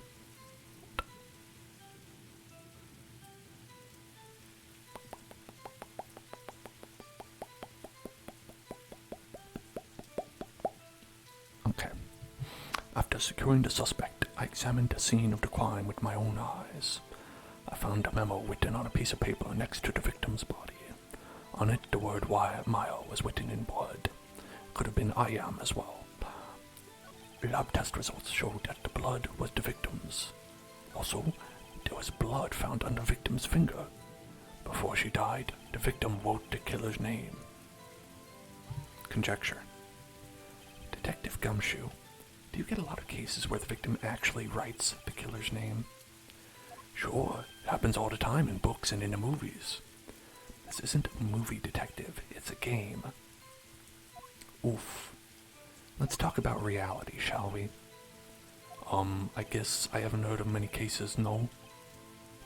Don't you find it a little odd that the victim would write down a name? Especially the name of her own sister? Yeah, actually, you got a point, pal. Stop right there. The witness's opinion on the matter is irrelevant. The facts are clear.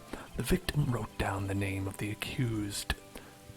The victim told us the name of her killer. Order. That didn't go so well. That's right. What he said. before she died, the victim wrote the killer's name. Okay, and for this one... yes. So if you look at the autopsy report, death was instantaneous.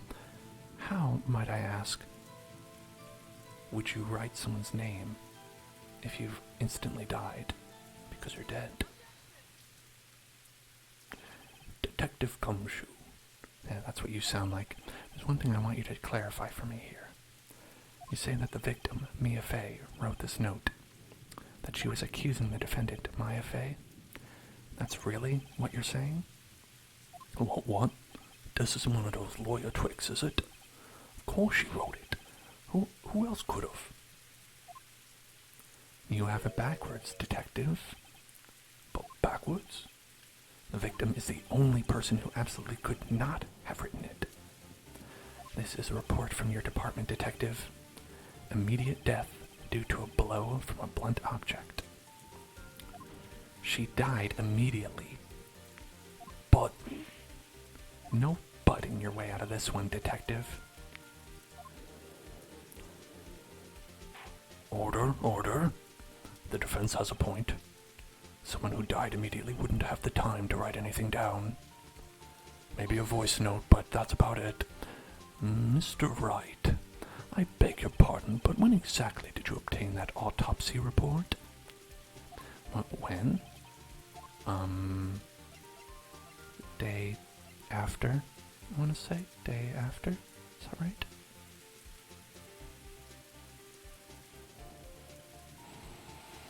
Got it. Yeah, that's right. Okay. The prosecutor's point being that autopsy report is outdated, Your Honor. What? A second autopsy was performed yesterday at my request. Death was almost immediate due to a blow from a blunt object, but there is a possibility that the victim lived for several minutes after the blow. I received these results this morning. Your Honor, it's quite easy to imagine that the victim did have time to write Maya. That is all. I see. Damn you, Edgeworth. I should have known you'd have something up your sleeve. You have so many of them. Why, Mr. Wright, you look shocked. Something you want to say? I'm a sham, is what I would like to say.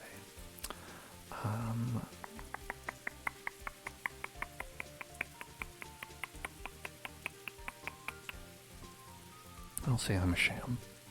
Detective Gumshoe, are you calling me a fool because I believed your report? Huh? Me? I'm not. Huh? Detective Gumshoe. I'm disappointed in you handing him the wrong report like that. I'm sorry, sir. You are at fault, detective. This isn't going to look good on your evaluation next month. But what? But... Oh. Your Honor, I submit this report to the court. Understood. The court accepts the evidence. Autopsy report updated. Well, Your Honor, the evidence strongly suggests the victim was identifying the killer. I suppose that's the obvious conclusion, yes. Darn, this isn't good. The prosecution would like to call its next witness. This poor innocent girl saw the murder with her own eyes. Let the witness, Miss April, take the stand. Exactly what part of her is innocent? You know. Alright. It's a fun music song. So I'd like to call them music songs. Again, if it's loud, let me know and I'll turn it down. Witness your name, please. April May, at your service, wink.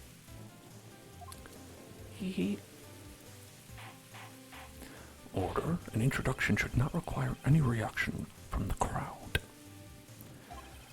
Ooh, a town guess. Congratulations on the 100k hellbucks. I don't know what to do with what you can do with those. Maybe I'll figure it out one day. The witness will refrain from wanton winking. Aw, yes, Your Honor. This is not good. She's all ready to capture the heart of every man in the court. Maybe not every man. Tell us, where were you on the night of September 5th when the murder occurred? Gee, I was like in my hotel room. I checked in right after lunch. And this hotel is directly across from the Fay & Co. law offices? That's right, big boy. Please testify to the court about what you saw. Okay, here I go. It was like 9 o'clock at night. I looked out the window, and then, I saw a woman with long hair being attacked. The one attacking her was the mousy girl sitting in the defendant's chair. Then the woman, dodged to one side and ran away. But that girl, she caught up to her and she hit her. Then the woman with the long hair, she kind of slumped. The end. That's all I saw. Every little bitsy witsy. Wink. The channel points. I've taken a vacation for tonight. I'll be back. Tomorrow. I see it is a remarkably solid testimony. I don't see a need to trouble the witness with any... Wait, Your Honor. Yes, Mr. Wright? What about my cross-examination? I thought the witness's testimony just now was quite, firm, didn't you? Mr. Wright, I understand you were Miss Mia Fay's understudy, were you not? You must know her techniques well. Her cowardly way of finding tiny faults in perfectly good testimonies. Hey, how dare you? Well, Mr. Wright, will you cross-examine the witness? Yes, I'm doing it. I'll gladly proceed with the cross-examination. If only because I have a feeling Edgeworth doesn't want me to. She has to have some weakness. Very well, you may begin your cross-examination.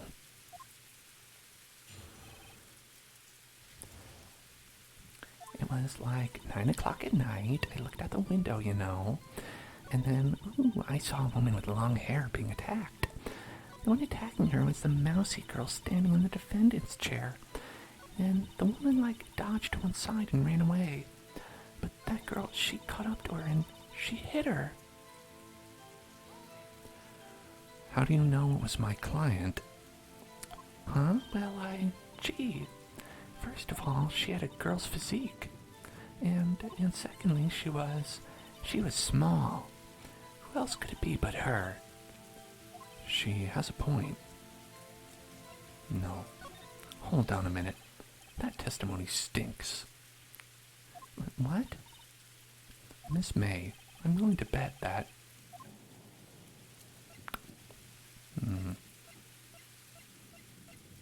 Lying. She saw something, but she's lying. Are you telling the truth? Did you really see the defendant? Erp. Mr. Wright, what's the meaning of this? Yes, what is the meaning? Somebody tell me, because I'm clueless. About this, I mean. Okay. If you had really witnessed my client, Mia Fay, you would have noticed her clothes before noticing her physique. No one wears clothes like this on a daily basis, except her.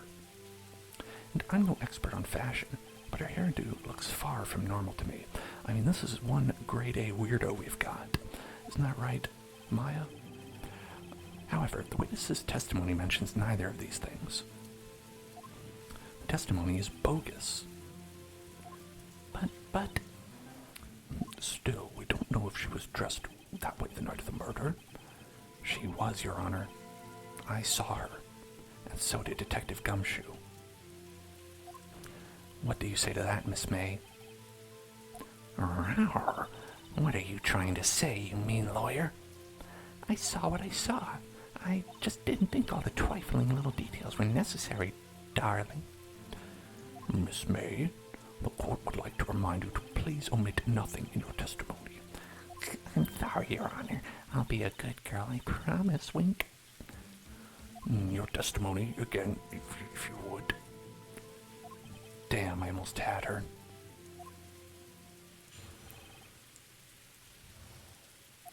I did see everything, I did. The victim, the woman, dodged the first attack and ran off to the right. Then the girl in the hippie clothes ran after her. And she hit her with that weapon. I saw it, I did. That clock, the kind of statuey clock, the thinker, I think? Well, does the accuracy of the accusory of my report not startle you? Teehee? I see. I only wish you had been so detailed from the beginning. Please begin the cross-examination. This one's easy. This one's easy. This one's easy. I did see everything, I did. The victim, the woman, dodged the first attack and ran off to the right. Then the girl in the hippie clothes ran after her, and she hit her with that weapon. I saw it, I did. That clock. You know, the kind of statuey clock, the thinker, I think. A clock? Didn't this come up in another testimony recently? Well, don't look so sour, Mr. Lawyer. You can't win them all. No, but I have a feeling I'm onto something now. As you know, it looks like a statue, but is actually a clock. And no one has mentioned in this case that it is a clock yet. Objection. Miss May, what you said just now was quite revealing. Revealing? Oh, you'd like that, wouldn't you? Naughty Mr. Lawyer. You just said that this statue of the thinker was a clock. There's no way of knowing that just by looking at it. Another person in much the same position as you recently called this a clock, too. You know what happened to them? They're in jail.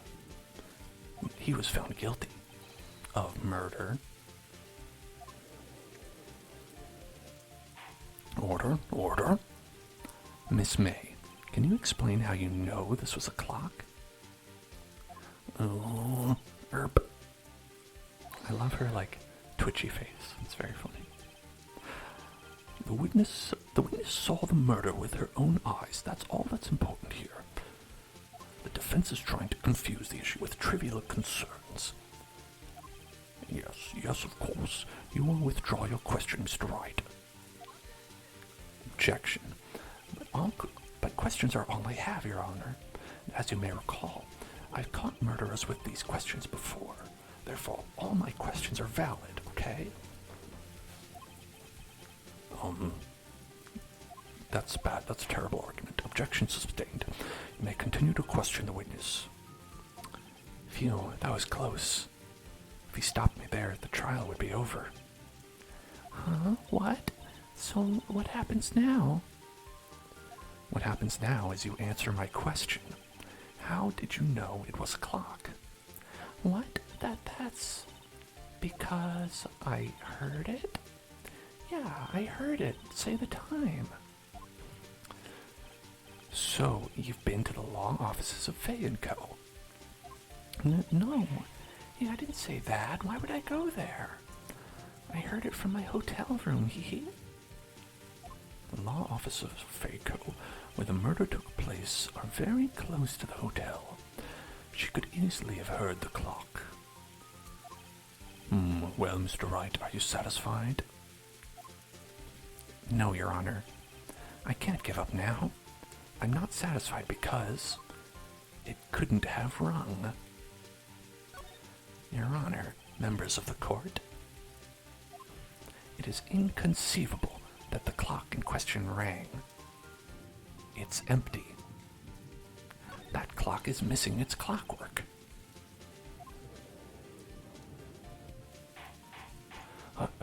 Could you possibly just have a look as soon as you can? Oh, see anything interesting, Your Honor? It is as the defense says. This clock is missing its clockwork. It's quite empty. Mr. Wright, would you care to explain to the court the meaning of this? It is as you can see. The clock was empty. It couldn't have rung. Therefore, this witness, as a very funny twitch, is a big, fat liar. Fat? That's right. Do not fat shame, okay, Phoenix? Okay? Alright, fine. You're right. That was out of order. That was out of line. I'm sorry. Miss May? Tisk. Quite a show you put on for us, Mr. Wright. He knew the clock was empty. Somehow he knew. I'm afraid you've forgotten one thing, however. Indeed, the clock is empty. As you say, it can't ring. However, we must ask, when was the clockwork removed? If it was after the witness heard the clock, then there is no contradiction. That's true. It is a possibility. The clock might have been emptied after she heard it. And that is exactly what happened, Your Honor. Well, Mr. Wright, can you prove when the clockwork was removed? Oh, impossible, of course. I have proof. What? Wasn't it you who told me proof is everything? Well, I was listening, and now I'll show you the proof you love so much. That proof that, once you marry proof, if you love it so much. The evidence that proves when the clockwork was removed is the... Is it the cell phone? Is it the... Yeah, it's the cell phone. It's the cell phone. Take a look at this. That's a very cute cell phone. You have a girly phone. Wait. This isn't my phone. Listen. This is the defendant's cell phone, and it contains a recording. A recording of a conversation she had with the victim on the day of the murder. Order. The defendant's cell phone. This wasn't brought to my attention. Perhaps Detective Gumshoe overlooked it. Grumble, the good detective better remember he's up for evaluation soon. My heart goes out to you, Edgeworth. Not. Let's hear the conversation. So, you just want me to hold on to the thinker for you, then? If you could? I should probably tell you, the clock isn't talking right now. Huh? It's not working? That's lame. I had to take the clockwork out. Sorry.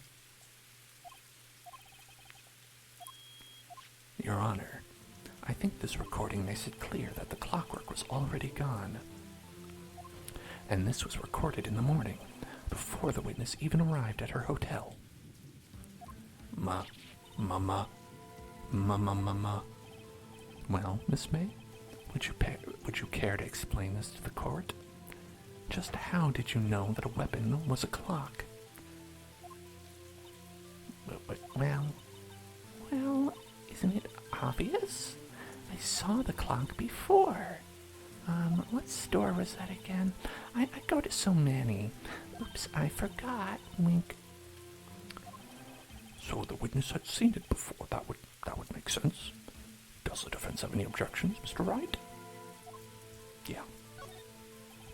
The witness claims she had seen it before, but this directly contradicts a piece of evidence already submitted to this court. Well then, let's see it.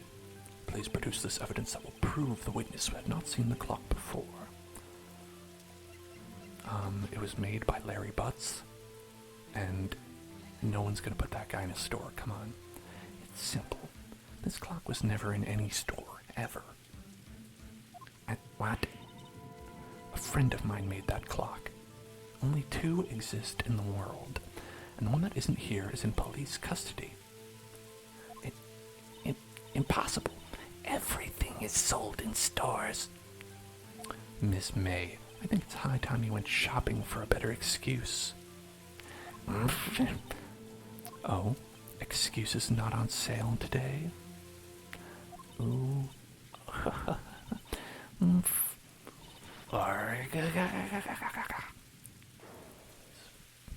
It's quite a face. What's it to you, porcupine head? That stupid clock doesn't matter, okay? She did it, and she should die for it. Die!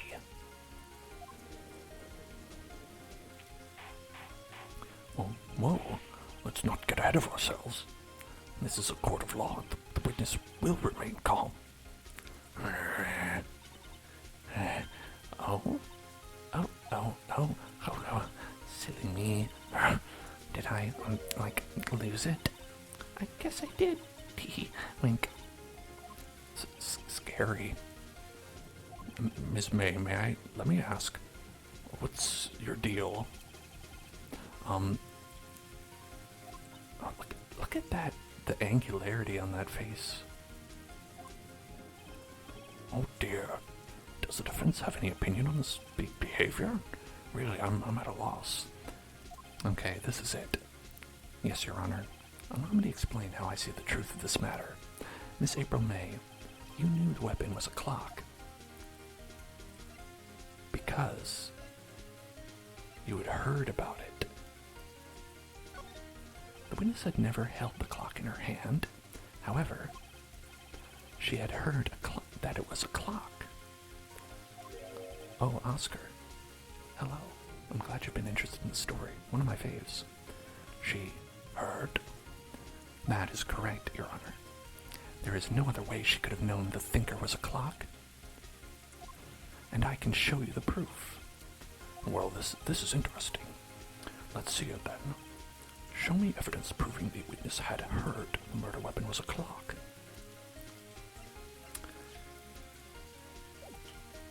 Is the cell phone or the wiretap? I think it's the wiretap. Have a look at this. Ooh, that. I found this in Miss May's room. Mr. Wright, please explain to the court what this is. Miss April May, you were tapping the victim, Miss Mia Fey's phone, were you not? Ooh. Your Honor, this is irrelevant. I'm not entirely sure that it is. Objection overruled. It troubles me that our witness was in possession of a wiretap. This is outrageous. Does the defense truly claim that the witness was tapping her phone? Absolutely. Even if that was the case, which it's not, you still have to prove one thing. Did the victim ever say that the weapon was a clock on the phone? Can you prove that? Oh yeah, I think I can. It's simple. Hello, cold. What? I said hello, cold. What? Here's my proof. The proof that the victim said on the phone what the weapon is.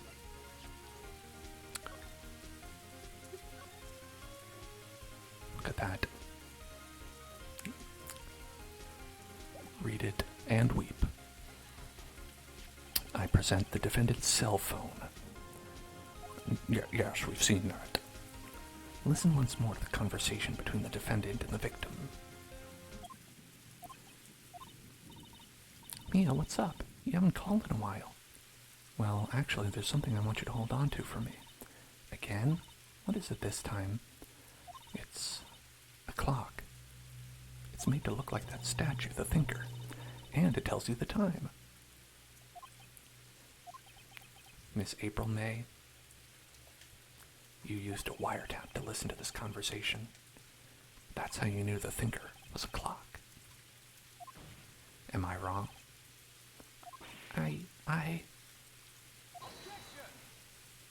Your Honor, this is ridiculous. Your Honor, look at the witness's face.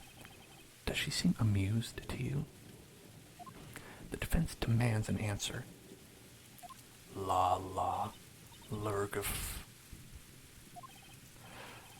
Witness, answer the question. Did you tap her phone?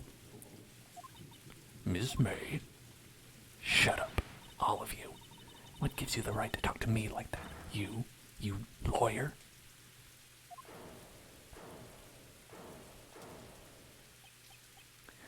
It's no fair, all of you ganging up on me like that. Oh, I'm the bad girl, is that it? Is that it? Cry. That did it. The court's seen the real Miss April May now. Now to deal the final blow. Are we gonna say...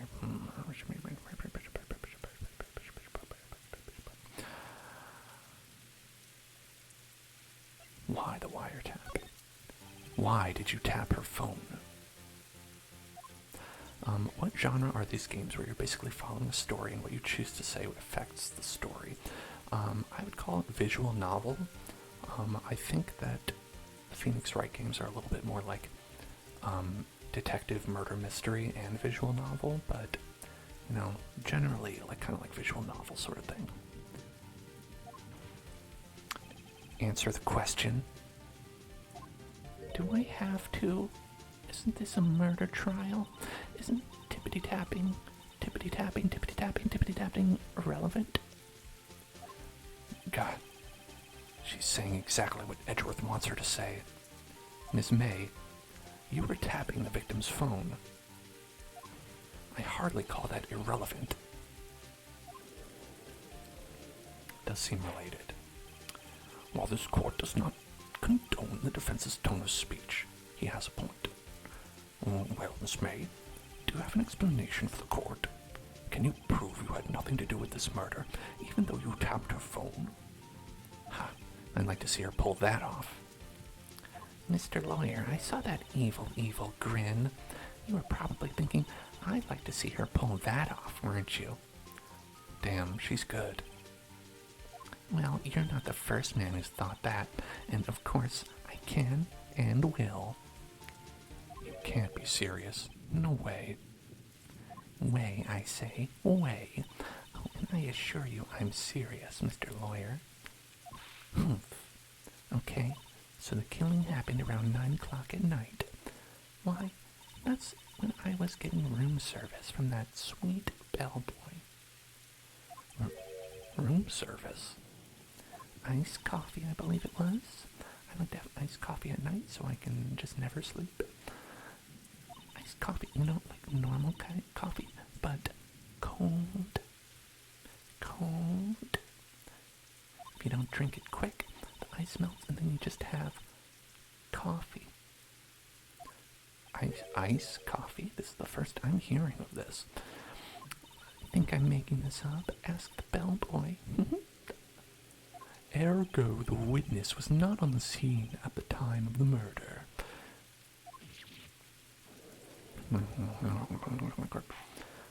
So where does that leave us? It is my great displeasure to inform you that the witness appears to have been tapping the victim's telephone. However, that is a separate crime with no bearing on the current case whatsoever. Her testimony stands. She saw the defendant, Maya Fey, commit murder. No, they're gonna let her just walk away. There's no way I can win this unless I tie Miss May to the murder somehow. Well, does the defense have anything to say? Well, come on, think of something. The bellboy. The bellboy. The defense would like to call the hotel bellboy as a witness. There's something suspicious there, and I'm going to get to the bottom of it. I think you've sunk in quite low enough already. I object to calling the bellboy. Why? What's your reason? Because I don't want to. I just don't feel like it. However, if you agree to one condition, I'll consent to calling this witness. Condition? If Miss April May's alibi is not called into question after you examine the bellboy, then you will recognize that Miss April May was not the killer, thus she is innocent.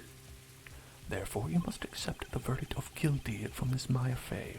That's how I've decided the law works right now. That is my condition. Take it or leave it.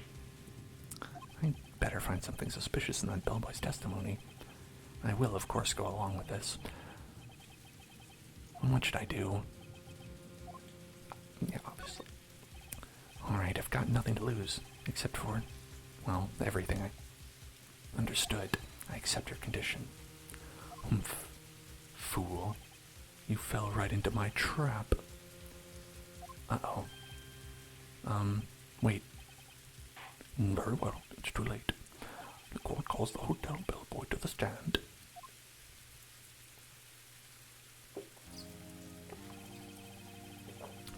I believe we're ready for the witness to testify. He certainly does look like a bellboy. Yes, sir. I received your summons in the middle of work, sir. I'm happy to be of service. The tea set looks rather heavy, so without further ado, the witness may begin his testimony. Very good, sir.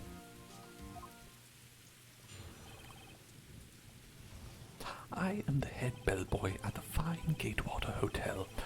You know, if you switch it around, it's like Watergate. It's a little joke that we have. In business for 4 generations. I believe I received a call at 8 o'clock in the evening from our guest, Miss May. She asked for an iced coffee to be brought in to her at 9 o'clock on the dot, sir.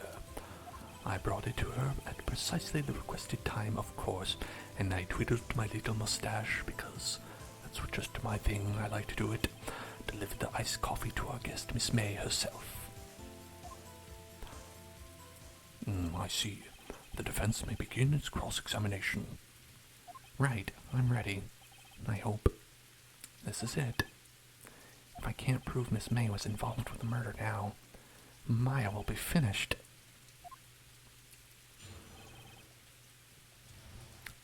I am the head bellboy. What do you think about that? Hold on. Okay. I believe I received a call at 8 o'clock in the morning from our guest, Miss May. She asked for an iced coffee to be brought to her on the 9 o'clock on the dot, sir. I brought it to her precisely at the requested time, of course, and I delivered the iced coffee to our guest, Miss May herself. All right. Precisely 9 o'clock, then? Precisely, exactly, and most definitely, sir. 9 o'clock p.m. How can you be so sure? Miss May was quite insistent that it be brought then. Oh, bellboy tee-hee, I'd like an iced coffee at exactly 9 o'clock, something like that. Well, something like that, sir. Therefore, I knocked on her door at the crack of 9 o'clock, sir. Why would she be so particular about the time? And I delivered the iced coffee to Miss May herself.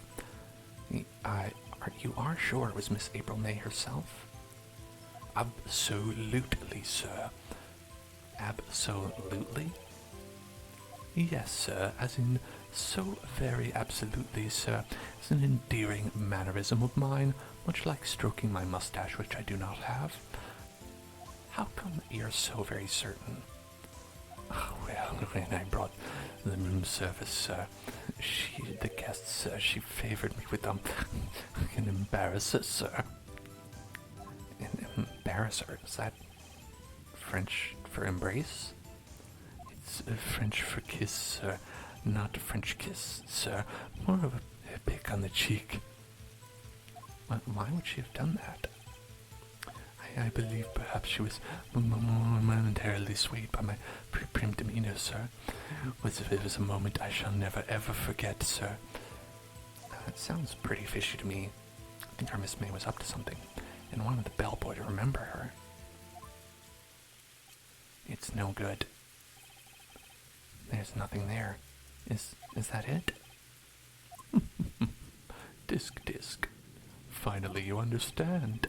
This bellboy has absolutely no reason to lie. Now, if you have any decency, we'll end this rather tedious cross-examination here. It was a bit tedious. The witness may leave the stand. I can't let this happen, can I? Protest. Wait, please wait. Yes, does the defense have something to add? One last question. Let me ask one last question.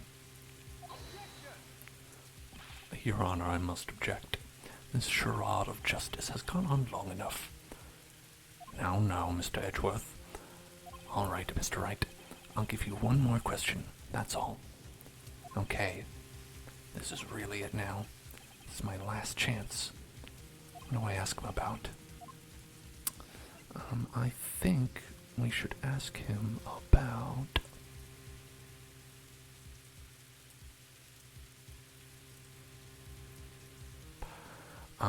let's ask him about bed making. I'd love to know about bed making. Bed making.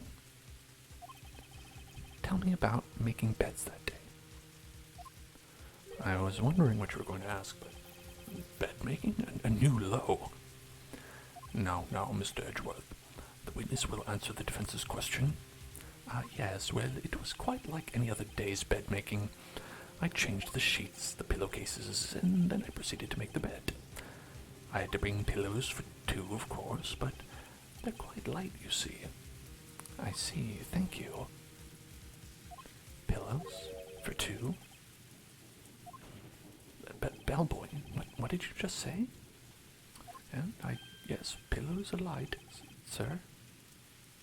Bellboy, tell us the truth now. Was someone else staying in May's room? I object. That was objectionable. Classic Edgeworth. Objection overruled. The witness will answer the question. Yes, I see. Why did you not mention this in your testimony? Well, sir, you didn't ask. Nice try. That's the sort of thing you're normally supposed to mention. Yes, quite, indeed. It was the, good barrister there, Mr. Edgeworth, who... He asked me not to mention it if I wasn't specifically asked, sir. You fool. We talked about this. I've done it. I've won. I'm the winner. Miss April May checked into a twin room with a man. Correct. Yes, sir. Then, when you brought them room service, you didn't see that man in the room? That's right, sir. Your Honor, we have just learned of another person involved who may have been the murderer. In this new light, I hope that it's impossible to judge the defendant. You agree, Mr. Edgeworth? Who is this other person? Simple. It was the man with Miss May. I don't know who that was, but it was the man with him. Her. The man who checked in with Miss May. Yeah, I figured that's who you're talking about. As has been previously revealed, Miss April May was tapping the victim's phone. Yet Miss May herself has an alibi at the time of the murder. However, that does not clear the man that was with her. The bellboy saw no one else in the room at the time of the murder. Oh, my, what a convenient little setup. But it's a little too late. Too late? I suppose you'd like it if it was too late, wouldn't you? After all, it was you who hid the presence of the other man from this court. Ooh, you're right, I did a bad. Upstart, amateur. These accusations are ludicrous. Like, the hip-hop artist. The court acknowledges the defense's argument. I expect the prosecution and defense to look into this matter fully, and listen to some ludicrous albums. They're my favorite. Yes, Your Honor. That is all today for the trial of my affair. Court is adjourned.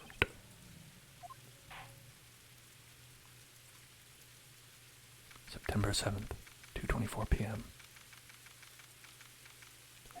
Mr. Wright, you were amazing in there. Really? I think I might be your newest fan. Oh, I was just doing my job, you know. Then again, that other attorney was pretty cool too. Huh? And that face of his eyes wide and trembling lips. It sent shivers up my spine. If you say so. So what happens with me? Do I get to go home now? Well, no. I don't think so. Not yet.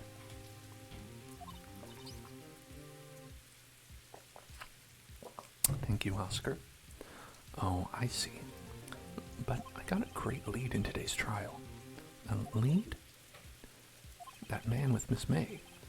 He's the key. Oh, I get it. What happened to Miss May after that, anyway?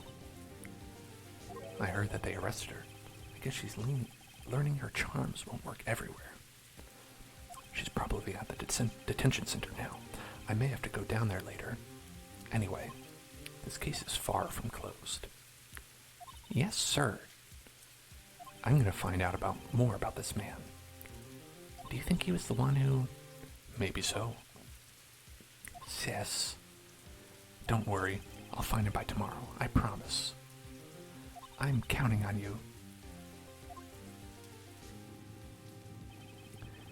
I asked for a full record of April May's testimony.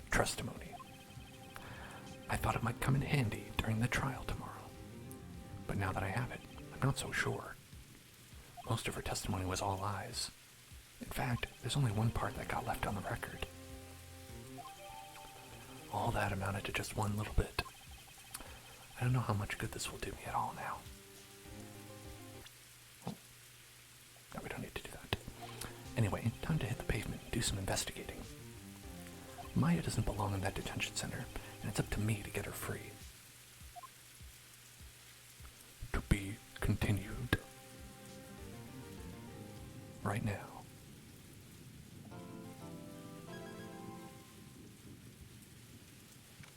September 7th, 3:11 p.m. Detention Center. Well, hello. I didn't expect anyone to visit me in such a dank place as this with all these dank nugs lying around. It's really quite moving. Not, you stinking lawyer. I hope you die. Have you come to laugh? Yes, laugh at the fallen Miss May. No, not really. There's something I wanted to ask. Unfortunately, there's nothing I want to be asked. Haven't you done enough questioning, you spiky head? Here we go again. Please, you're scaring the security guard. Look at him back there, quaking in fear. So, what is it you want to ask me then? For starters, how'd you get to be so totally whacked? That's right, straight up whacked. Okay. Tell me of the man. About the man who stayed with you in your hotel room. Can you tell me more about him? Where is he? Come on. Hello, Drippy. In no way, Joes. Maybe if I had something to get her to talk. Alright, she's not going to talk to us. Okay. Let's go to the Gatewater.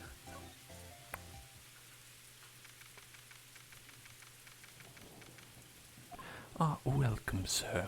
Quite the performance today, if I dare say so myself. Oh, thanks. Sorry for putting you on the spot like that. No, not at all, sir. I know it's Jose, but they didn't put the accent mark on it, so it's Joe's. Your efforts today can only help the Gatewater's rep, as they say. Huh? Rep? Yes, our reputation will swell as the hotel where a murderer used a wiretap, where we can charge a premium for the room, of course. It'd be great for business, sir. Whoa, Miss May hasn't been charged with murder. I, too, will become famous. The bellboy who brought the murderer iced coffee. Why do I feel like we're both stuck in the same bad dream? So, you are our honored guest. Please let me know if there's anything I can bring you. Not at this time. I don't want to talk to you. I want to talk to the gross man. The Grossberg. Huh. Looks like Grossberg is out today. Again. Maybe he's avoiding me for some reason. Where'd the painting go? Wait a second. Wasn't there a giant painting hanging on that wall? Yeah, it was a painting of... I think they were fishermen. They looked kind of like a cowboy to me, but I guess it was a fisherman.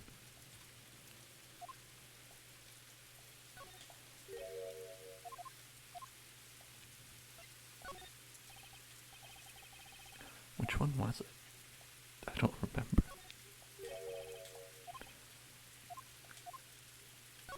Okay, alright, doesn't matter. Okay. Now what we're going to do is going to take one of the two of these photographs. Hold the photos. There are two lying here. Something's been written on pencil in the back. Dl6 Incident Exhibit A, Dl6 Incident Exhibit B. Let's take a look at these. Let's start with Exhibit A, right? I'm sure I've seen this person somewhere. Perhaps I'll borrow this photo. I'm sure no one will miss just one little photo. And it might be a valuable clue. I'll take it for now. Okay. And now we'll go to the hotel. Okay. And then now we're going to give you... excuse me. Look at this photograph. Does it make you laugh? Well, it is a fine photo, sir. However, the person Miss May was accompanied by was, well, a man. Oh, yeah, right. Okay. Wait. I think I picked the wrong. Okay. I picked the wrong photograph.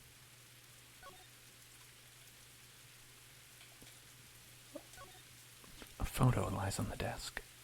Maybe I should switch it with the one I took. Yeah, we should. Look at that handsome boy. Gotta get that photo. What am I doing with that other picture? Useless, right? We could have something so much better. Alright. This one to take.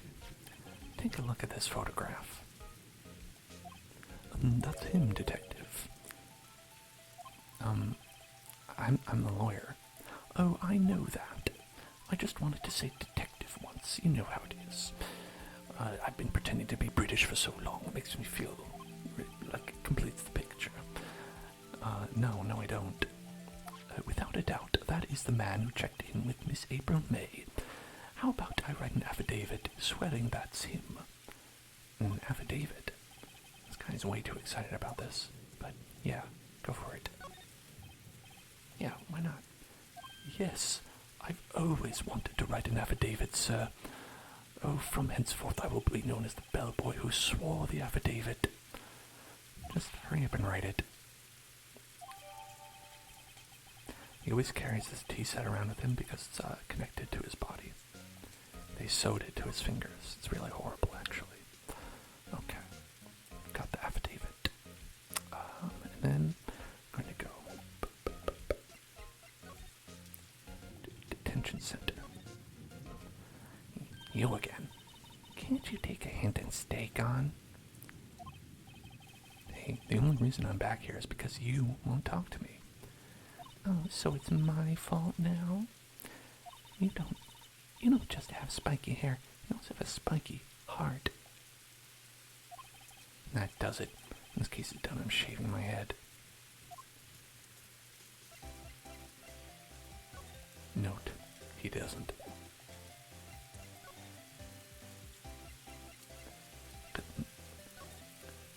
Look at this photograph. Look, I've said it several times. I'm not telling you. Where did you... Aha, a reaction. And this is him, isn't it? What? Who? When? Why? It is him. This is the man who stayed in your hotel room the night of the murder. No, that's not right.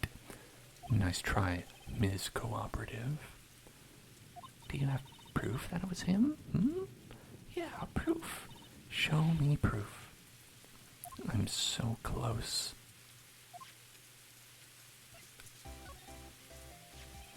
Could you have a look at this? What's that? The bellboy's affidavit. He told us everything he saw. He told us about the man he checked in with. He told us who he was. Now I'm getting somewhere. Push your heart, I think. I don't know, sure. This is it. All or nothing. Time to do a little bluff. No use playing dumb, if indeed that's an act. You don't talk, and I'm taking this photo to the press. What? Even though he should be a witness to a murder, this man is in hiding. I'm sure the press would have a field day with his reputation. Ooh, fine, I'll talk. You win, lawyer. Yes, man, that felt good. It's great to be alive. Why are you pumping your fists in the air like an idiot? Now, tell me about the man you were with. That man, he's my boss. Red White, president of the Information Gathering Corp. Blue Corp. Red White of Blue Corp. Red, white, and blue. Information gathering? Metal Gear? Well, I suppose you could call them a detective agency. So this is the man that was with you the night of the murder? I'm scared to talk. I don't want to end up like her. It's okay. I'll just ask Mr. White himself. Can you tell me where Blue Corp is located? No. Goodbye. Mr. Red White at last. Finally a lead on this guy. If April May couldn't have done it, that leaves him. Time to take action. Discarded the bellboy's affidavit.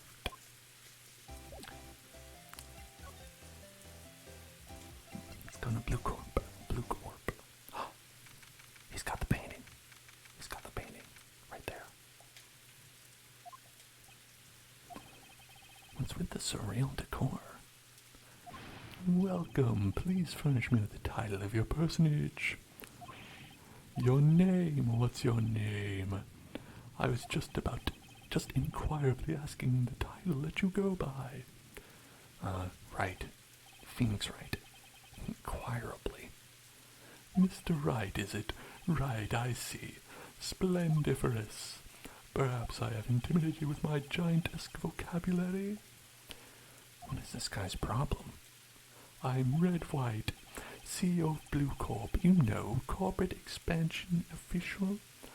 That's what CEO stands for. My business dealings bring me into contact with the elite of the elite. So I'm afraid I am not used to conversing with the worldly challenged. What a fruit man. Let me guess. You are an attorney fresh out of law school, are you not? That is the only explanation for why you would come to meet me like this. What does he mean by that?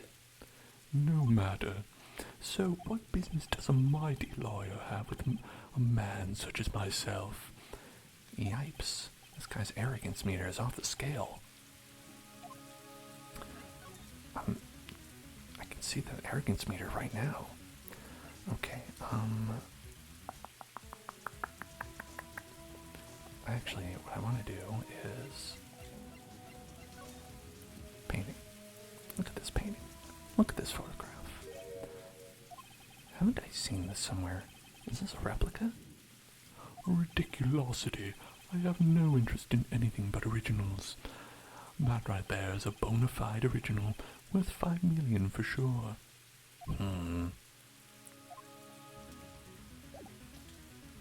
So you say. Okay. And then we go.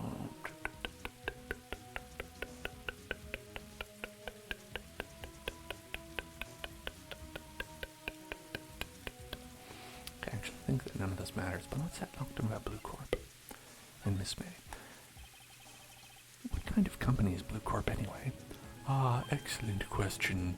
We buy and sell various kinds of information.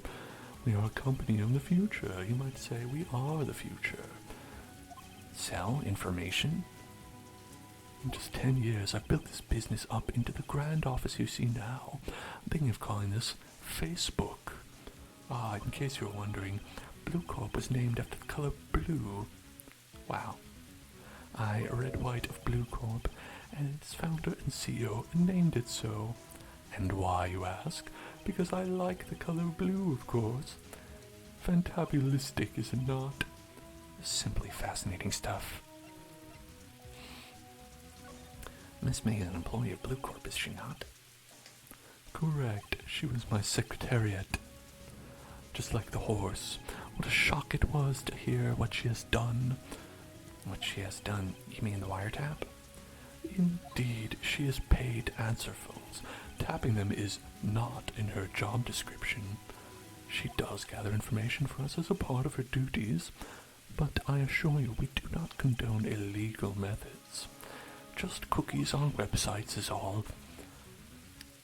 Sounds like he's trying to turn Miss May into a scapegoat.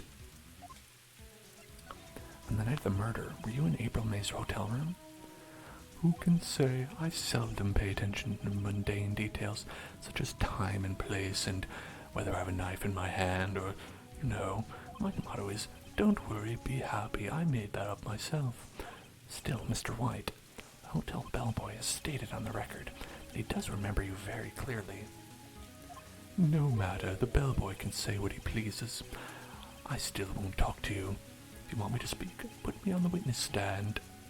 Although I doubt you'd be capable of doing that. He raises a good question, actually. Why didn't prosecution call him as a witness? He should have seen the same thing as April May. Oh ho ho. The police, the courts. To me, they are mere toys, playthings for my amusement. There's something that's been bothering me. Yes, what might that be? That big painting on the wall over there. I've seen it before. You know, I've actually seen that painting before. Oh? Just yesterday, actually. Your point being? My point is simple. Or rather, my question is simple. Why is that painting hanging on your wall? Mr. Wrong, was it?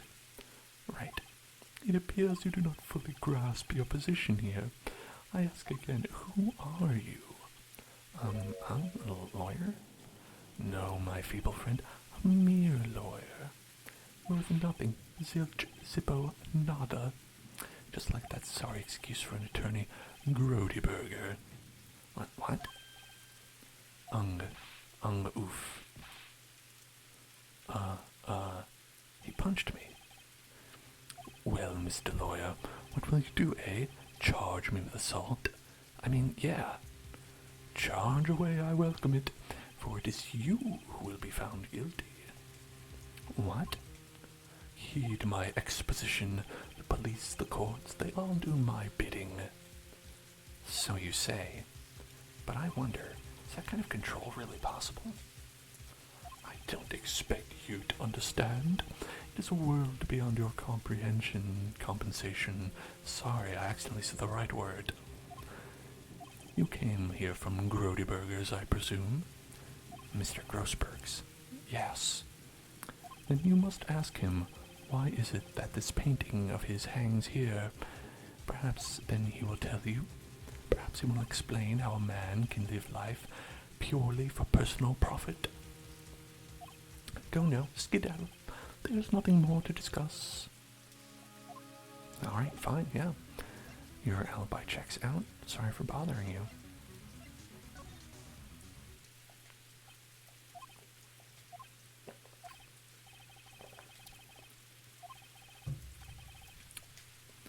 Him. Jumping Jehoshaphat's. Oh, you. What's wrong? You look so pensive, like an old man at the end of his days. I'm not senile yet. I was just thinking about this whole mess. Something's really bothering you. That much is clear.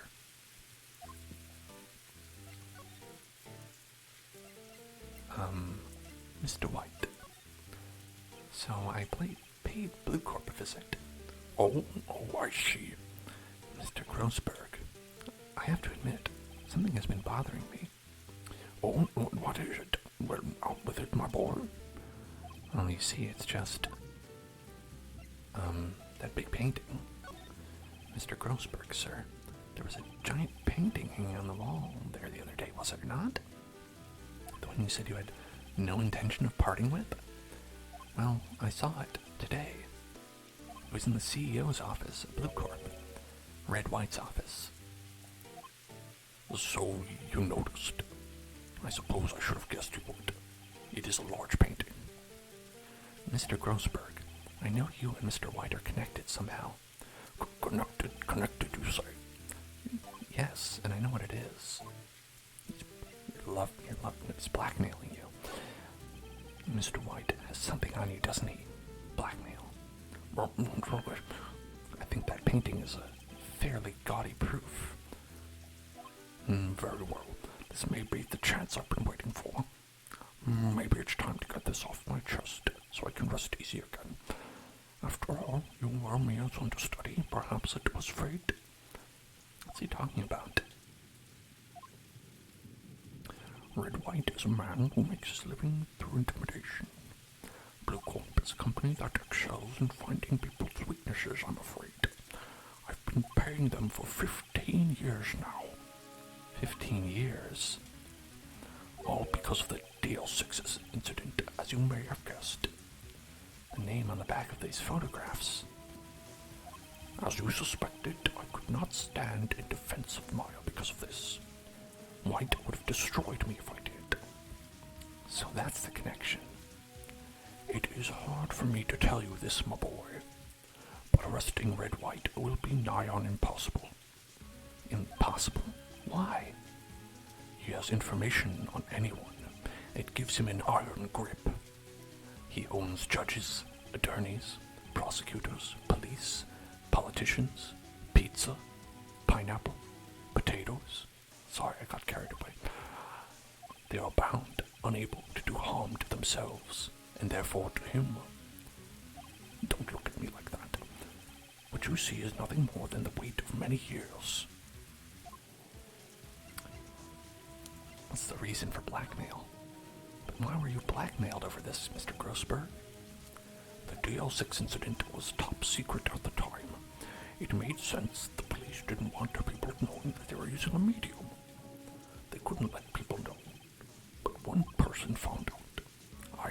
I told him. You told White? He offered me riches. It is an embarrassment to me now. Because I talked, the police were mocked far and wide. In secret, they began looking for the one who sold them out. Of course, White heard about it, and he came to me. Only this time, the offer was blackmail. I see. White controls the law of this country as he sees fit. Yet, if you would still challenge him, have a close look at Mia's office. Mia's office? She followed his every move for years. She may have recorded something of what she found. About the Dl6 incident. What is the Dl6 incident? Dl6 is nothing more than the sorting code the police gave the case. It was 15 years ago now. I received a request from a medium. A spirit medium. Medium. Her name was Misty Fay. Fay? Indeed. She was Mia's mother. She had been investigating a murder at the bequest of the police, and she failed. As a result, the police called her a fraud. This is what Maya was talking about the other day. I did all I could for her. In the end, cleared her of wrongdoing. That murder case, however, remains unsolved to this day.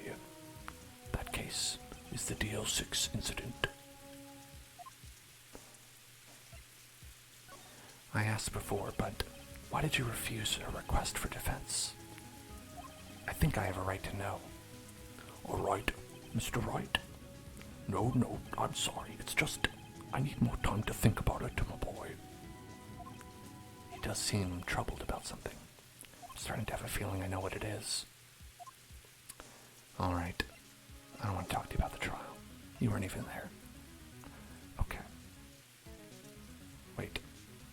I do need to talk to you about the trial. So you came to see the trial? Yes, I did. You think I wasn't there? I was totally there. Something was bothering me all last night, you see. I couldn't get a wink of sleep. Really? What was that? Well, you see, it's just Mia's sister, that poor girl. My boy, I owe you my thanks, truly. I don't know what I would have done had things gone poorly for the girl. Alright, now that you've aired your guilt, it's time to leave. Okay, we are going to next.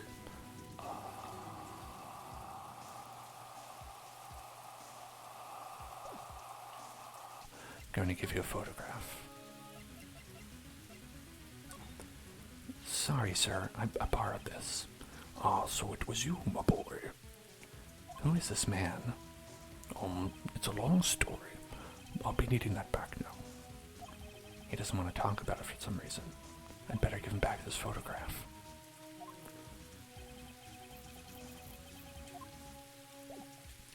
Okay, does he have more to talk? No, he doesn't. Just give it back to him. It's for no reason. Okay. Gotta go to Mia's office. There. Go there. Okay. It's funny. Looking at this room, it seems so normal. Hard to imagine a murder took place here. Mr. Grossberg said there would be clues. Maybe I should have another look. Okay.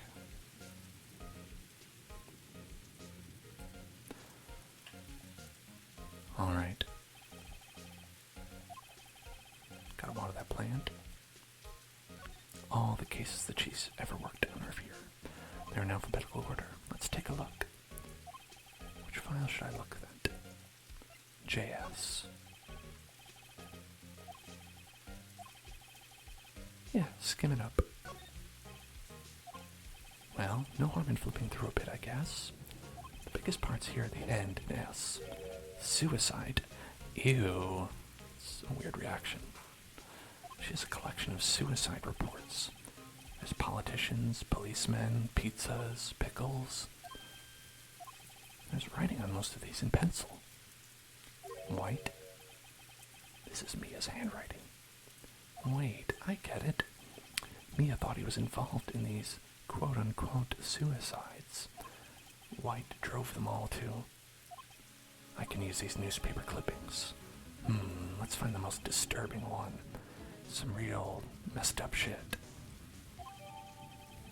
Phoenix, you sicko. Okay. Alright, we're gonna got that.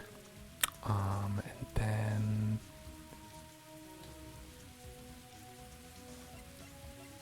we're gonna give him a little bit of his own medicine, you know. Mr. Lawyer, I really hate having to repeat myself, but it seems the message has not yet penetrated your thick skull. Stop bothering me. If you try my patience further, I fear a nasty incident may occur. Do I make myself clear? Transparent. Not to worry.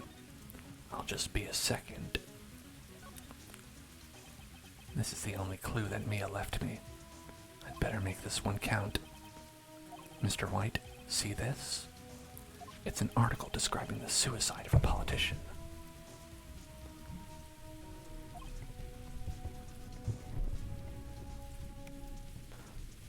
He was embezzling secret government funds. Then, one day, word got leaked to the press. The very next day, he took his own life. And this concerns me how?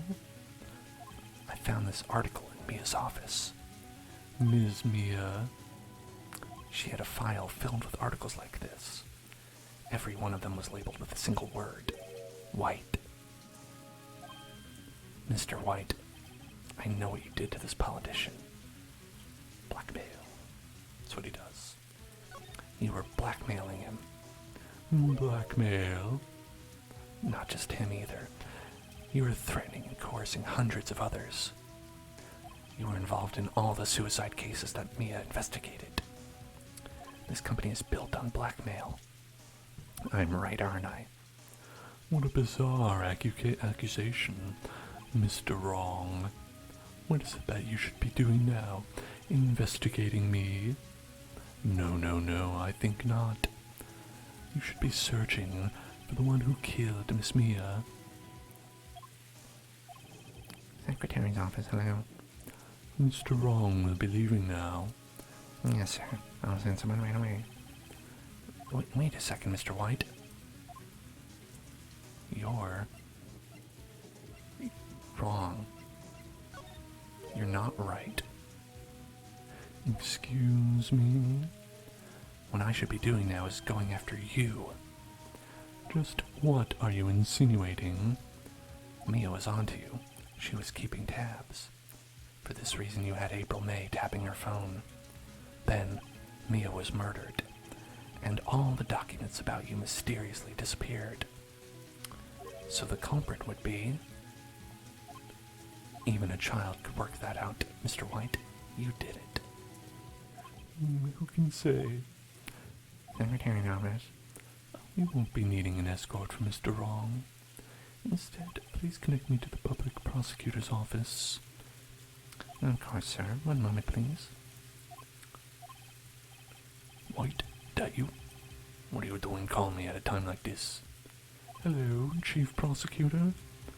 I've changed my mind. I want to testify tomorrow. What's this about? The Mia Fey case. I witnessed the murder, you see. And thus, as a very important witness, I would like to testify. What? Why now? I thought you said you didn't want to go to court. Quietude. I told you I changed my mind, didn't I? Oh, and one other thing. Send the police over here right away. The man standing right in front of me, he looks dazed, but he could be violent. What? What man? Are you even listening? The executioner, the hatchet man, the liquidator, the killer man. What? Mr. White, this isn't another one of those. Chief Prosecutor, I do not believe you're in a position to freely offer your opinions to me, correct? I'm telling you to send the police now. Did I not tell you, Mr. Wrong, you are a mere lawyer, as was Miss Mia? How dare you? I'll point the finger at you, and you will be tried as Miss Mia's killer. With my finger, I will be fingering you. This case is as good as settled. No lawyer will be of any worth will defend you. I have friends in the local lawyers' association, you see. You'll be given a lawyer so stupendously adept that they make even you look competent. I feel faint. Detective Gumshoe reporting, sir. Butts. Harry Butts. Right, actually. Phoenix Wright. And my friend's name is Harry. Oh, right. Sorry, pal. Butts was that murderer, right? Detective Gumshoe, I present to you the man who has killed Miss Mia Fey. What? take this despicable human being into custody. Farewell, Mr. Wrong. Well, I didn't expect us to be the criminal, but I guess we are.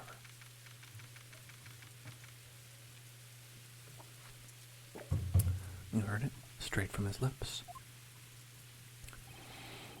I can't believe it's only been a day since the first trial. My trial begins tomorrow. White's going to set a trap for me. And the prosecution will be in on it, of course, Edgeworth included. An attorney was assigned to me by the state yesterday. I refused. I had an idea.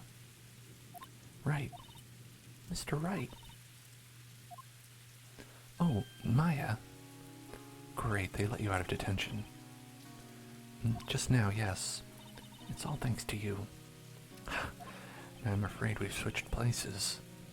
What? You mean you? I explained what had happened to Maya. I don't believe it. How many people does that man need to destroy before he's satisfied? My mother? My sister? My dog? Now you. This has gone too far. Mr. Wright, please tell me, is there anything I can do? Well... Help me break out of here. Right, okay, listen up. I want you to help me break out of here. You mean a jailbreak? Yeah, tonight's our only chance. Alright. Huh? Oh, I better go get a hacksaw. All the stores are still open. Oh, and a rope ladder, and a getaway car. Can you drive? Wait. What? I'm kidding. It was a joke. No way. No, really, I was kidding. But thanks. It's good to know that you're on my side. And there really isn't anything you can do for me anyway. But I can't just sit here and do nothing. I've got to give that man a piece of my mind. Just a piece? Okay. Then come to the court tomorrow. Oh, okay. I'll be there. I'll show them a thing or two.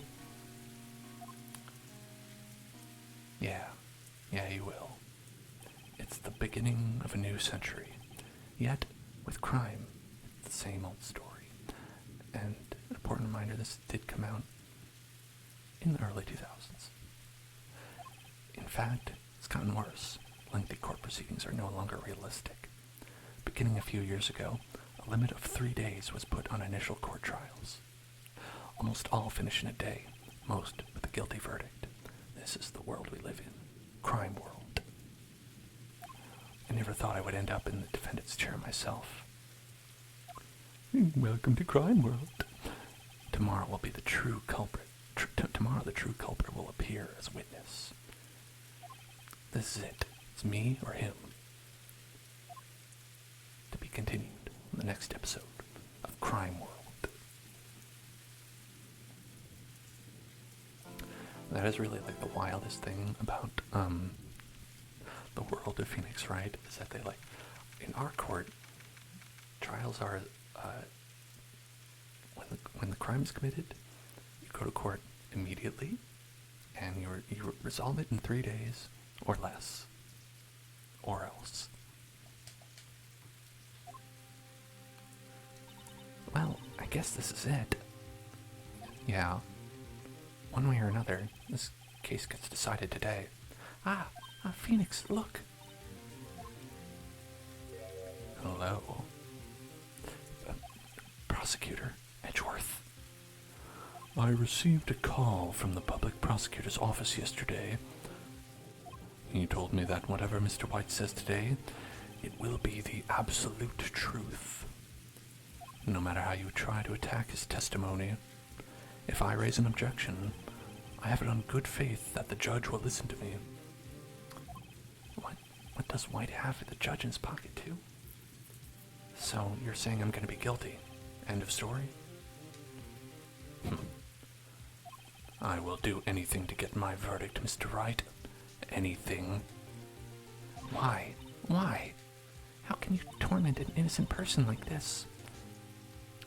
Innocent? How can we know that? The guilty will always lie to avoid being found out. There's no way to tell who's guilty and who's innocent. All that I can hope to do is get every defendant declared guilty. So I make that my policy. Edgeworth, that's pretty stupid. You've changed. Phoenix, you know him? Don't expect any special treatment, Phoenix Wright. Phoenix? Well, court will be opening for session soon. What? But wait. Your defense attorney isn't even here yet. He's not. I'll be defending myself. What? Okay, let's do this. I mean, he's a lawyer. September 9th.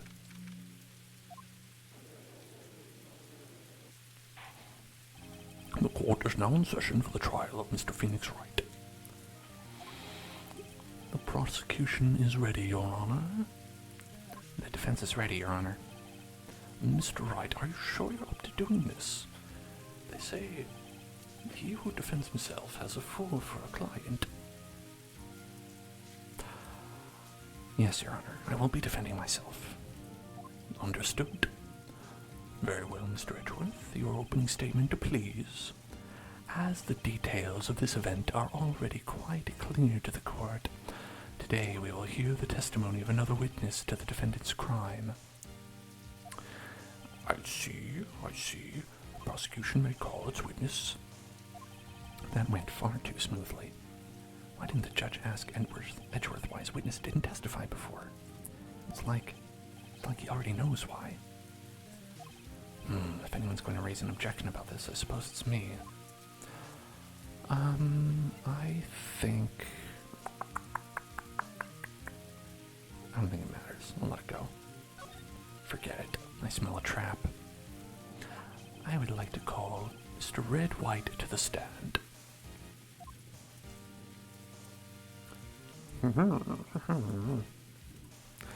Please state your full name. You wish to know the title of my personage? Look at the bling. Your name? Yes, that is what I said. Oh dear, do my locutions confuse? Name. These two are great together. My name is Red White, but my friends call me Blanco Nino. Why? I don't know. I am the CEO, or to use a more common term, the president of Blue Corp. Did you know the victim, Miss Mia Fey? That would be a negatory. No, I did not. You were at the Gatewater Hotel the night of the murder? Correct. And you witnessed the murder from there? Ahem, why tell you what you already know? Very well, Mr. White. You may begin your testimony.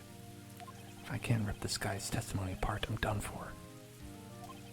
Why do I always feel like it's the end of the world and the last man standing? Ho ho ho. Bling. I hope you've made your peace with God, Mr. Lawyer. Wow, various... Let him have it, Phoenix.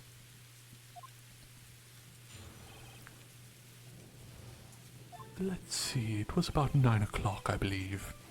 I was quietly perusing, that's reading to you, some papers by the window. Then I heard a bedlam coming from outside. Surprised, I turned to look at the building across the way. It was then I saw him, a spiky-haired man attacking a woman with long hair. Needless to say, that man was none other than you, Mr. Lawyer. I called Miss May over at once. She too was flabbergasted, of course. The victim, she ran away, but you gave chase. Finally, there was a terrible impaction. Then it was all over. Wow, what a terrible impaction.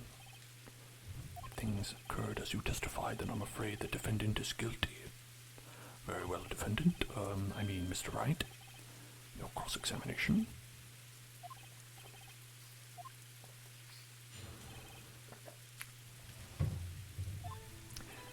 Let's see, it was about 9 o'clock.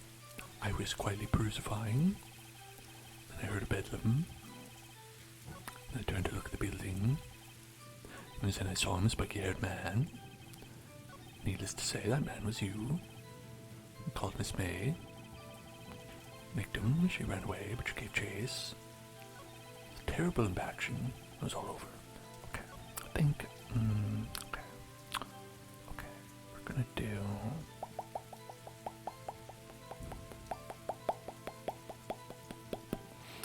Let's do this one. Can you be a little more detailed about that? I think it's worth knowing exactly what happened. Of course, comprende, I understand. The victim was attacked by you and ran to the left. You gave chase and struck her down. Are you sure? Bling bling, as you know, I'm always absolutely perfect. Perhaps you could change your testimony to reflect this new detail. The victim ran to the left and you gave chase. Left, you say? You say left? The victim dodged an attack, then ran to the right.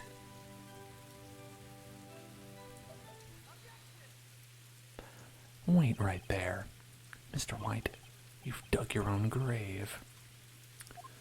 What is this? You said the victim ran to the left, but that directly contradicts Miss May's testimony.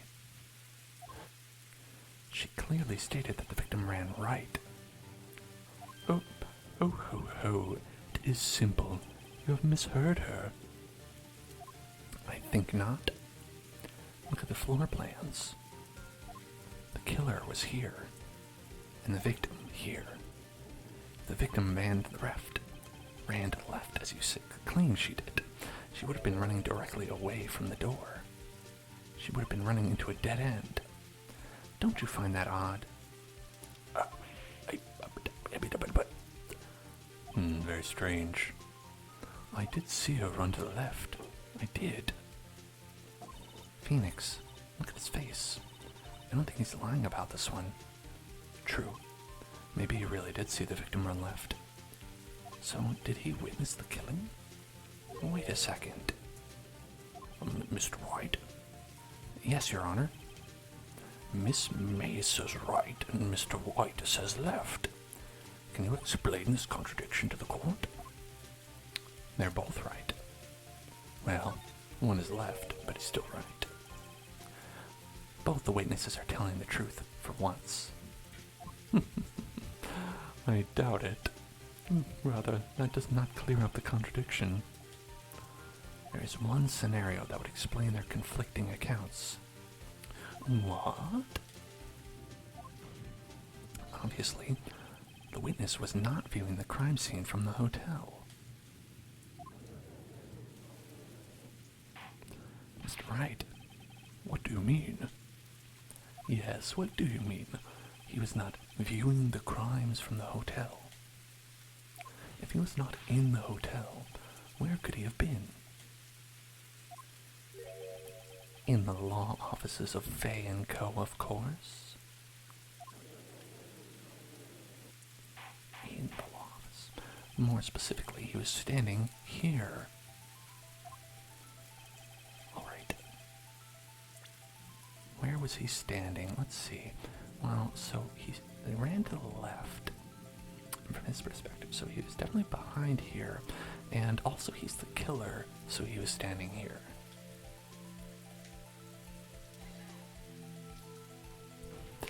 This is where he was. Look, when the victim ran for the door, if he was watching from this point, to him it would appear that she ran to the left. Please, this is no time for jokes and ill taste. That is where the killer was standing.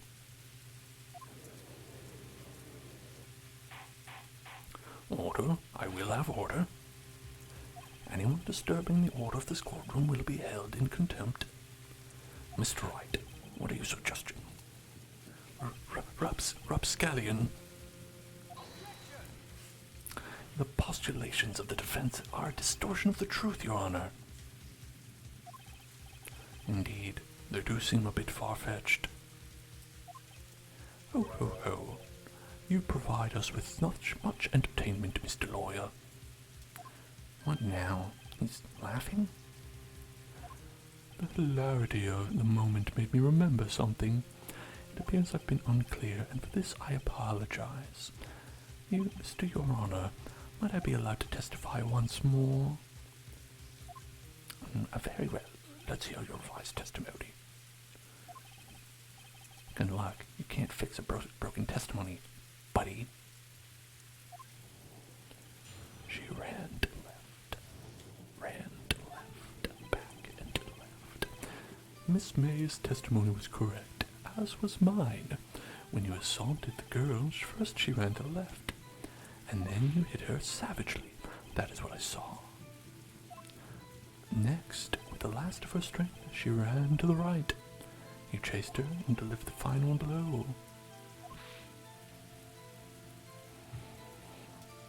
That is what Miss May saw. You see, you hit her twice. Don't you remember, Mr. Lawyer? Now that does seem to make sense. Will you be cross-examining the witness's testimony? You bet I will. I mean, yes, Your Honor.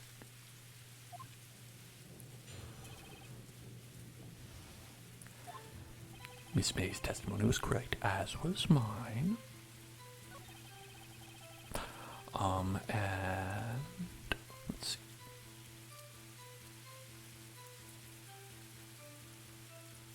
When you assaulted the girl, she first ran to the left, then you hit her savagely. Next, with the last of her strength, you ran to the right, chased her, and delivered the final blow. That is what Miss May saw. You see, you hit her twice.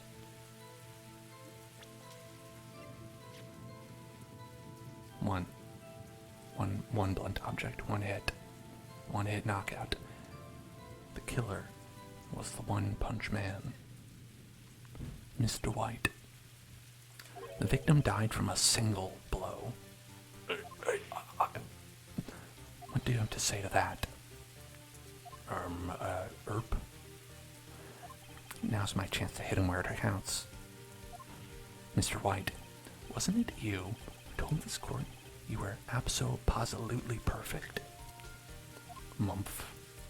I will refrain from using this phrase from now on. Are we good? Your Honor, if you could ask the witness for a new testimony, like a good one this time.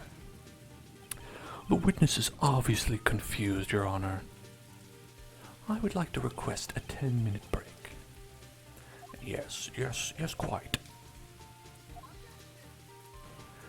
The witness is confused because he's lying.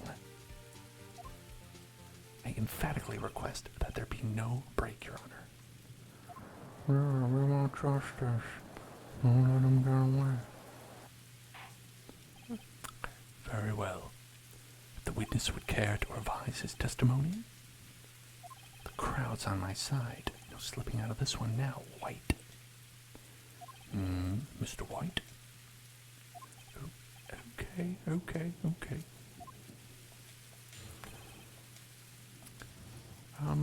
Well, see, I looked at the other window when I heard that thing fall. Then the next moment I saw Miss Mia run to the left. The killer, you, attacked her, but she dodged. And then she turned and ran for the door. Then you did her in with a single blow, thwap. So can I go now? Very well, you may begin the cross-examination. Mr. Your Honor, my stomach, you see, it is hurting. Deal with it. This is almost over. Oh. That's right. No poopy time for you. Okay. Looked at the other window when you heard that thing fall. Did you now? Did you? get you now. You heard that thing fall? What exactly was that thing? That, the glass light stand. Right, the one that had fallen over at the scene. So the metal falling noise would be the rain sound in the back. We can turn that off if it's bothering. So, there we go. It's been on for a while. Phoenix, doesn't something about that strike you as odd? Yeah. Yeah, that is odd. I'll press further. Mr. White. Huh? What? You're saying you saw the glass light stand? The glass light stand? Yes, I did. Then change your testimony to reflect that. Sorry, my bad. The witness will revise his testimony. Okay, of course. A light stand was lying on the floor where I looked. Happy? Are you happy with that? You couldn't see it. Could not see it unless you were in the room.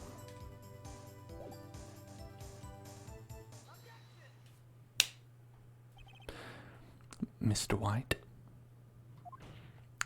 it was impossible for you to have seen the glass stand.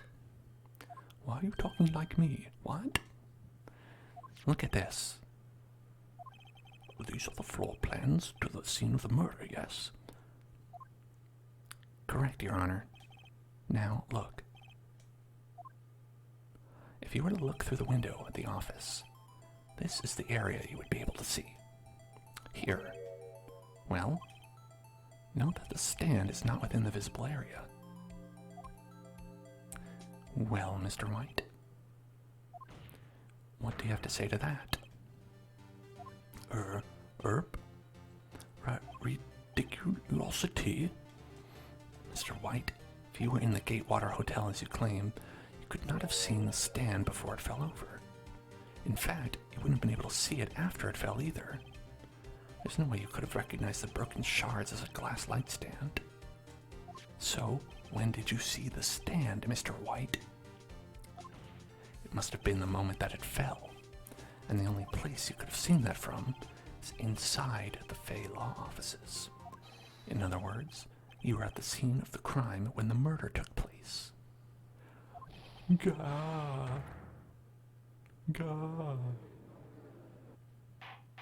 That's how I react when someone accuses me of murder. Gah. Mr. White? Mr. White? You did it, didn't you? Mr. Your Honor, I, Miss Mia. Looks like we're about to get our verdict. That's far enough, Phoenix Wright. Wait, what? Ark, I forgot about Edgeworth. Mr. White, I think the time has come. Shouldn't you confess your crime now? But what? I said you should confess your crime. Ergo, confess that you placed the wiretap. The wiretap? Order? Mr. Edgeworth, explain to the court what you mean by this. Distinguished members of the court, Mr. White is slightly confused. Allow me to explain. I really don't like the way this is headed. As you know, Mr. White is the CEO of Blue Corp. He ordered his secretary, Miss April May, to tap the law offices of Ms. Fay. Now what does that have to do? Your Honor, the question is, when was the wiretap placed in the office and by whom? Whom? No, you wouldn't. Mr. White, in order to place the wiretap, you entered Miss Fay's office. Am I correct? Oh, Correct. You are most correct, Miles. Give me a break. Yes, in order to brace the wiretap, I breached the Fane Code law offices. That is when I saw that accursed light stand. So sorry. Ugh. Totally forgot about the crime I did. Now I'm confused. Please explain to the court what all this means, Mr. Edgeworth. Gladly, Your Honor. Mr. Phoenix Wright has made his position quite clear. He has determined that Mr. White knew the glass stand was in the office. He has shown that there was only one time Mr. White could have seen the stand, at the very moment of the murder. Thus, Mr. Wright would like you to believe that Mr. White was the murderer. I see. However, it is a fact that Mr. White had been to that office well before the murder took place. He went to place the wiretap. He could have seen the glass light stand then. Ergo, Mr. Phoenix Wright's theory is revealed for the baseless conjecture it is. Sounds like baseless conjecture to me now. Mr. White, you will testify to the court about this wiretap. It's very naughty of you. Ahem, leave it to me. I feel faint.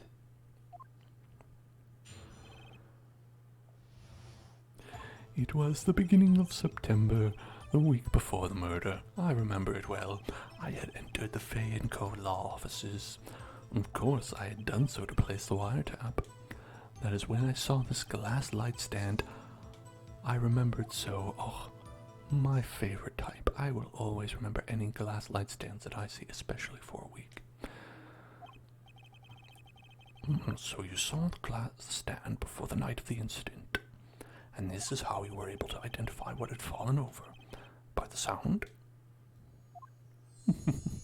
Correct, that is right. I see. Very well, Mr. Wright. You may cross-examine.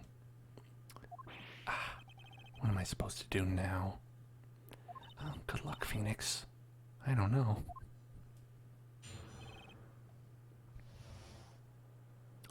It was the beginning of September, the week before the murder. And then I believe we'll say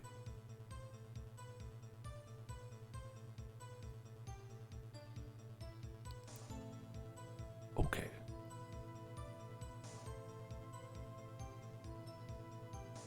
Yes, okay, yes. Of course, I had done so to place the wiretap. That is when I saw this glass light stand. Okay. I think we'll press this. Why did you notice something as innocuous as a light stand? The light stand was made entirely out of glass. It was quite stylish, so I guess it made a lasting impression on me. Such a beautacious thing deserves attention, does it not? That is all. Damn it. There's nothing here for me to press him on. Oh well. Maybe he's rattled enough that I can bluff something out of him.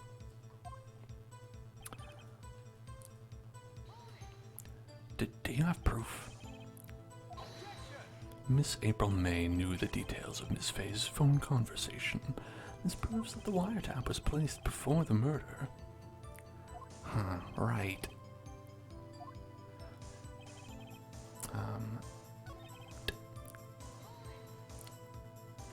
Why did you tap me as phone? This has no bearing on the current case, Your Honor. Blue Corp is a detective agency of sorts. We have a responsibility to protect client confidentiality.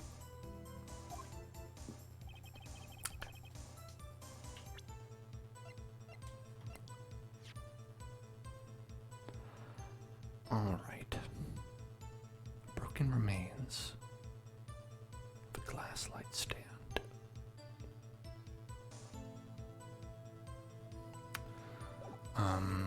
Okay.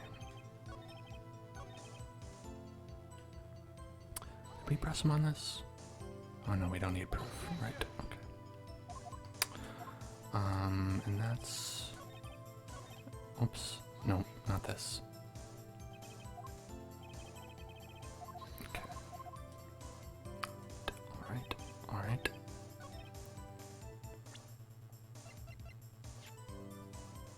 Now, it says that it was made entirely of glass. Is this it? No, okay. No, I got it wrong. I think I... Whoops, whoops, whoops. Oh.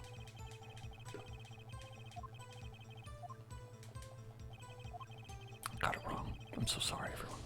Please forgive me. Sumimasen. Okay. I think, is something missing in this? Maybe.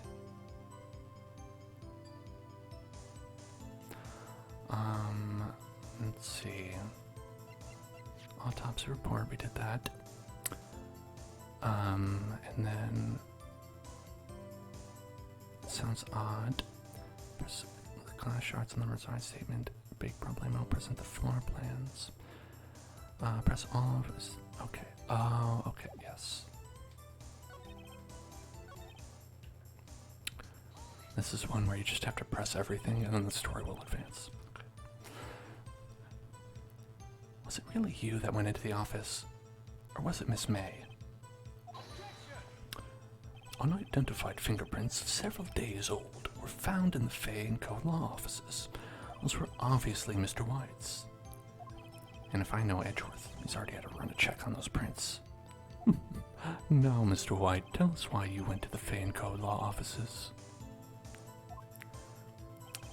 Of course, I had done so to place the wiretap. We did that one,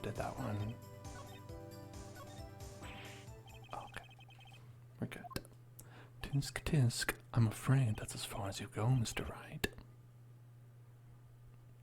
I sound like James when I do White's voice. Thank you, I appreciate that. Prepare for trouble and make it double. Which one is it? No, Jesse says.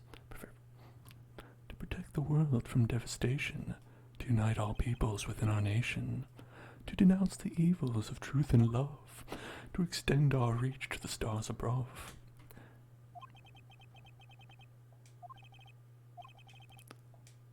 Oh, wait, no, hold on. I thought this was wrong. We got it right. Yes, Your Honor. Phoenix. Phoenix. Over here. I know that voice. Mia? Wait, Mia? Never give up, Phoenix. Mia. At her own murder trial. Where am I? The waiting lobby? What happened? Oh, right. I lost the trial. I was hallucinating. Ah, you're finally awake. Gak. Nickelodeon Gak. Hey, Phoenix. Gak? That's no way to greet an old friend. Phoenix, I want you to look at me.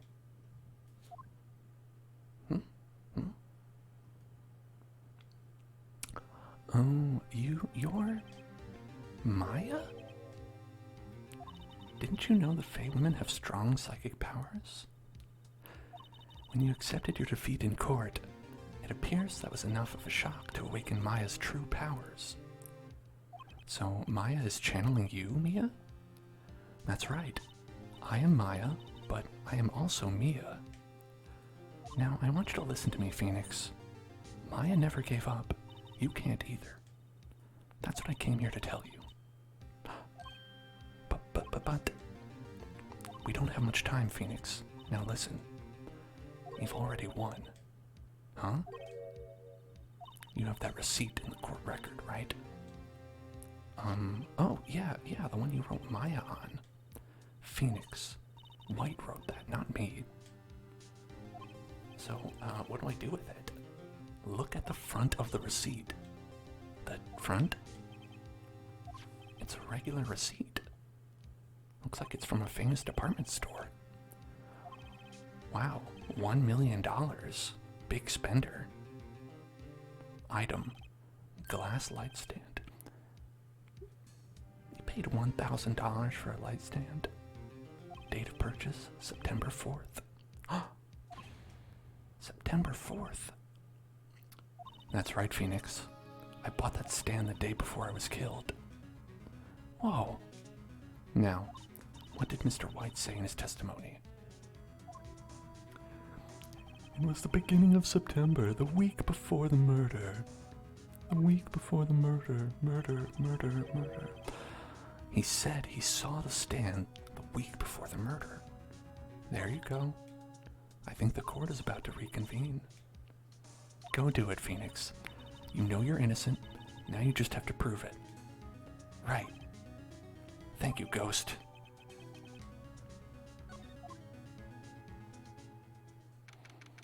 Thank God I had the ghost to help me.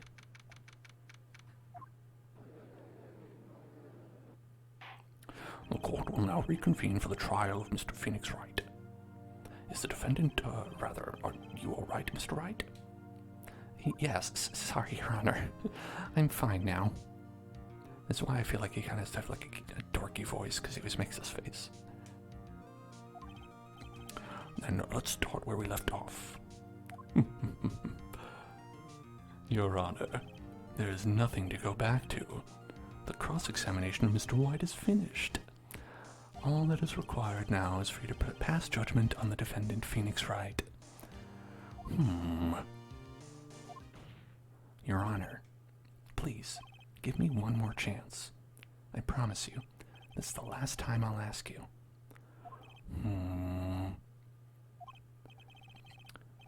But as Mr. Edgeworth has noted, the trial is more or less finished. Thank you, Kitty. I'm glad you like it. Mr. Edgeworth, do you have an opinion on this matter? I say, let us give Mr. Phoenix Wright his last chance. Very well. You may begin your cross-examination.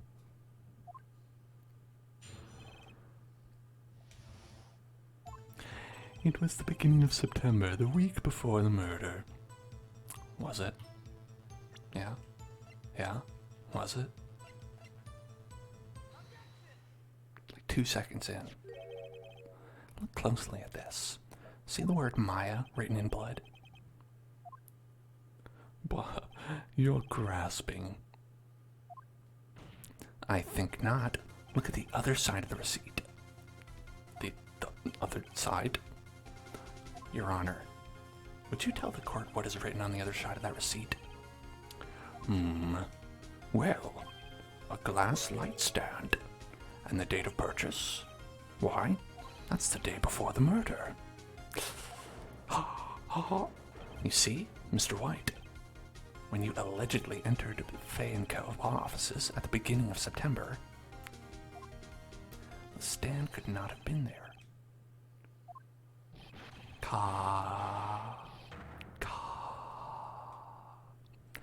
Well, Mr. White, can't get out of this one, can you? No, it's impossible. Uh-oh, he's losing it. Well, Your Honor, I understand there must be quite a bit of pressure on you, but I think you'll agree you can't judge me guilty under these circumstances. Very well. Then that is all for the trial of objection. Yes, that's all for the trial of objection. Not so fast, Phoenix Wright. Eh? What? No way can he worm his way out of this one. Oh wait, I forgot. It's Edgeworth.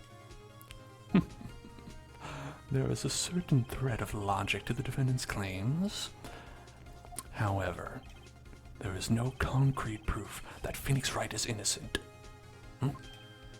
Ergo, I would like to request one more day before Phoenix Wright is granted his freedom. I need time to make one more inquiry into this matter. Another inquiry? This isn't going to be another one of those updated autopsy reports. This guy just makes up evidence as he pleases. This is bad. I object.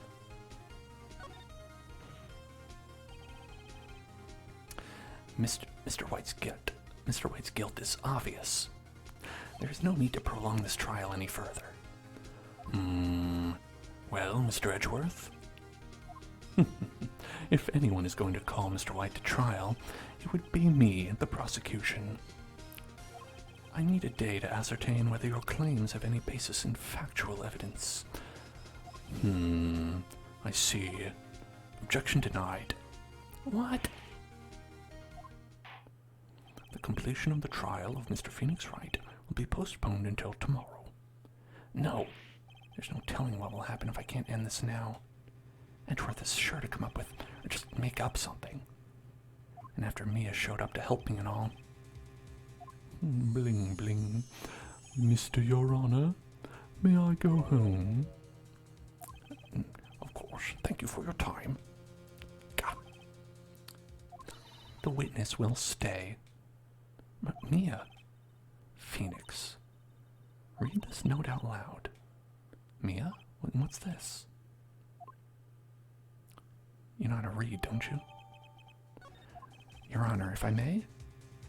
You're quite persistent today, Mr. Wright. You bet I am. My life is riding on this one. I have something I'd like to read to the court. It's an autopsy report.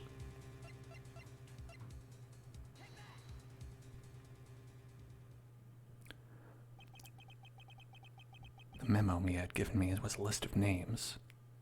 Many of them sounded strangely familiar. People in finance, famous celebrities. That's when it happened. Stop! Desist! Halt! But please, stop. Make him stop. How did you get that list?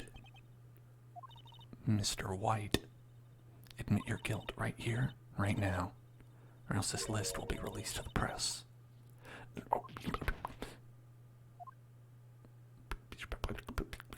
I confess. I did it. I did it. I hit her. I hit Miss Mia with the thinker. Case closed, Your Honor. All we needed was a bit of blackmail. Well, I see no reason to continue this trial, Mr. Wright. Yes, Your Honor. You've done it again. That was quite a spirited defense. Yes, Your Honor. I guess you could say that. If only you knew how spirited it was. Well, this court finds the defense, the defendant, Mr. Phoenix Wright, not guilty. See, I get to read that part. That is all. The court is adjourned.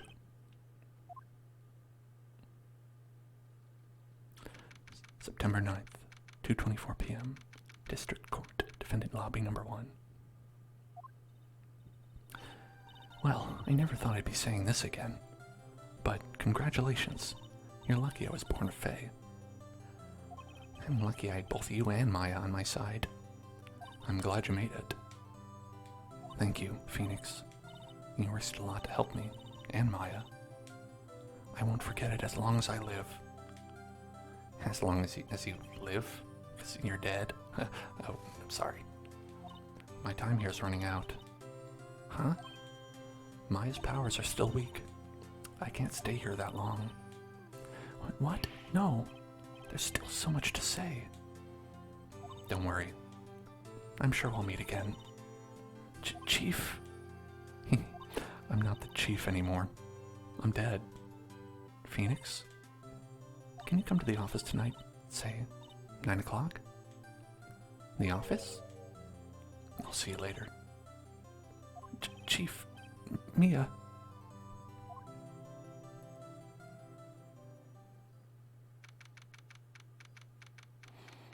Do you think instead of chief they just said sensei? Is that why they're saying chief all the time? They were like, oh, should we call it teacher? I don't know. You came. Mia? I was kind of worried you might not. Huh? Of course I came. Well then, I'm pretty hungry. How about a burger? Mia?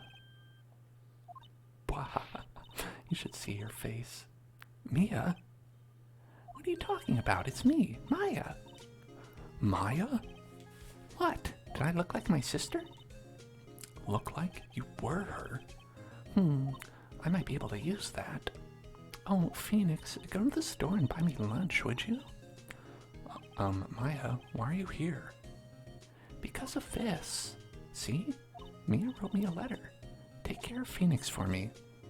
Take care of... Huh? She means the office, this office. Someone has to help with the new writing code law offices, right? And who better but me, Maya Fey, reporting for duty. Wait, no. On second thought, let's make this casual. Yo, Nick, Maya here, ready to get down to business. You don't mind me calling you Nick, do you? It's a great name. Mia said that's what your friend Larry calls you. Nick. You know what this means? We're partners. You know, when I think about it, it is Maya's fault I'm here now. But if it wasn't for her, I'd probably be in jail. Writing code law offices. It's got a good ring to it. Yeah. Thanks, Maya. And thank you, Ghost. Good luck, Phoenix. I'll always be here, watching. But not actually, because I'm dead. Right, okay, Nick, let's do it. Huh? Do what? Burgers, dummy, burgers. There's a great burger joint just down the street. Come on, time's a wasting. Oh, okay, wait up. Phoenix also receiving no money for this case as well. But you know what? It's okay. It's pro bono. Turnabout samurai. Turnabout samurai. Now look at that. Isn't that beautiful? Look at that art. This was originally on the DS, and so like they'd have like a big line through it. So it's cool that they made like on the Wii version like a full like version of like the art that isn't like cut up by a big thing. Let's look at that. It's all our friends from the crime. Remember our crime friends? There was Mr. Fancy Waiter Man, ooh, and then there was James from the Team Rocket, hello. And then there was like that crazy lady who liked winking, if you know what I'm saying. And two serious Faye Layton. That's good. I love this game a lot. Big fan, personally. So I would really love to do the rest sometime. And I hope that you all liked it as well. You enjoyed watching some stories. If you haven't played this before, it's a pretty good way to experience it, I think. It's a great story. I love the story in this one. It's actually one of the best in the entire series, because like a lot of these games. There are some other good ones, but this has always been one of the best. Next, we're going to get into some of the big stories in this. I think the fourth case is a little bit of a filler, but the third one I think still has a lot to do with the overarching case. And there's 5 in total, maybe 6 if you count the DLC. And I think it'd be very exciting to play through the rest of it. And I'll also say I've been playing this on the Wii. With the Wii, with my PlayStation controller on the Wii, because they actually have a version of this on Steam that is, in my opinion, not very good. It replaces all like the pixel art, which I happen to have a fondness for. They replace it all with like line art that they did, which isn't bad. It's not like they did a terrible job. I've definitely seen some bad, like, pixel art to line art conversions in games where, like, they did it with, like, the Final Fantasy series, and it's just awful in that one. This one, it's alright. It's not bad, but I like the little pixelations. Call me crazy. Just, that's the OG regular shit. Give it to me real regular. That's how I want it. Yeah. So, thank you for watching. Appreciate you all being here. I hope you like the voices. Very intimidating to do voices for Phoenix Wright, or anything, because you're not a professional. Just here trying to do voices you do if you're telling a bedtime story to your kids or something like that. So I hope you liked it, and I hope you'll join me next time. And I'll see you in hell.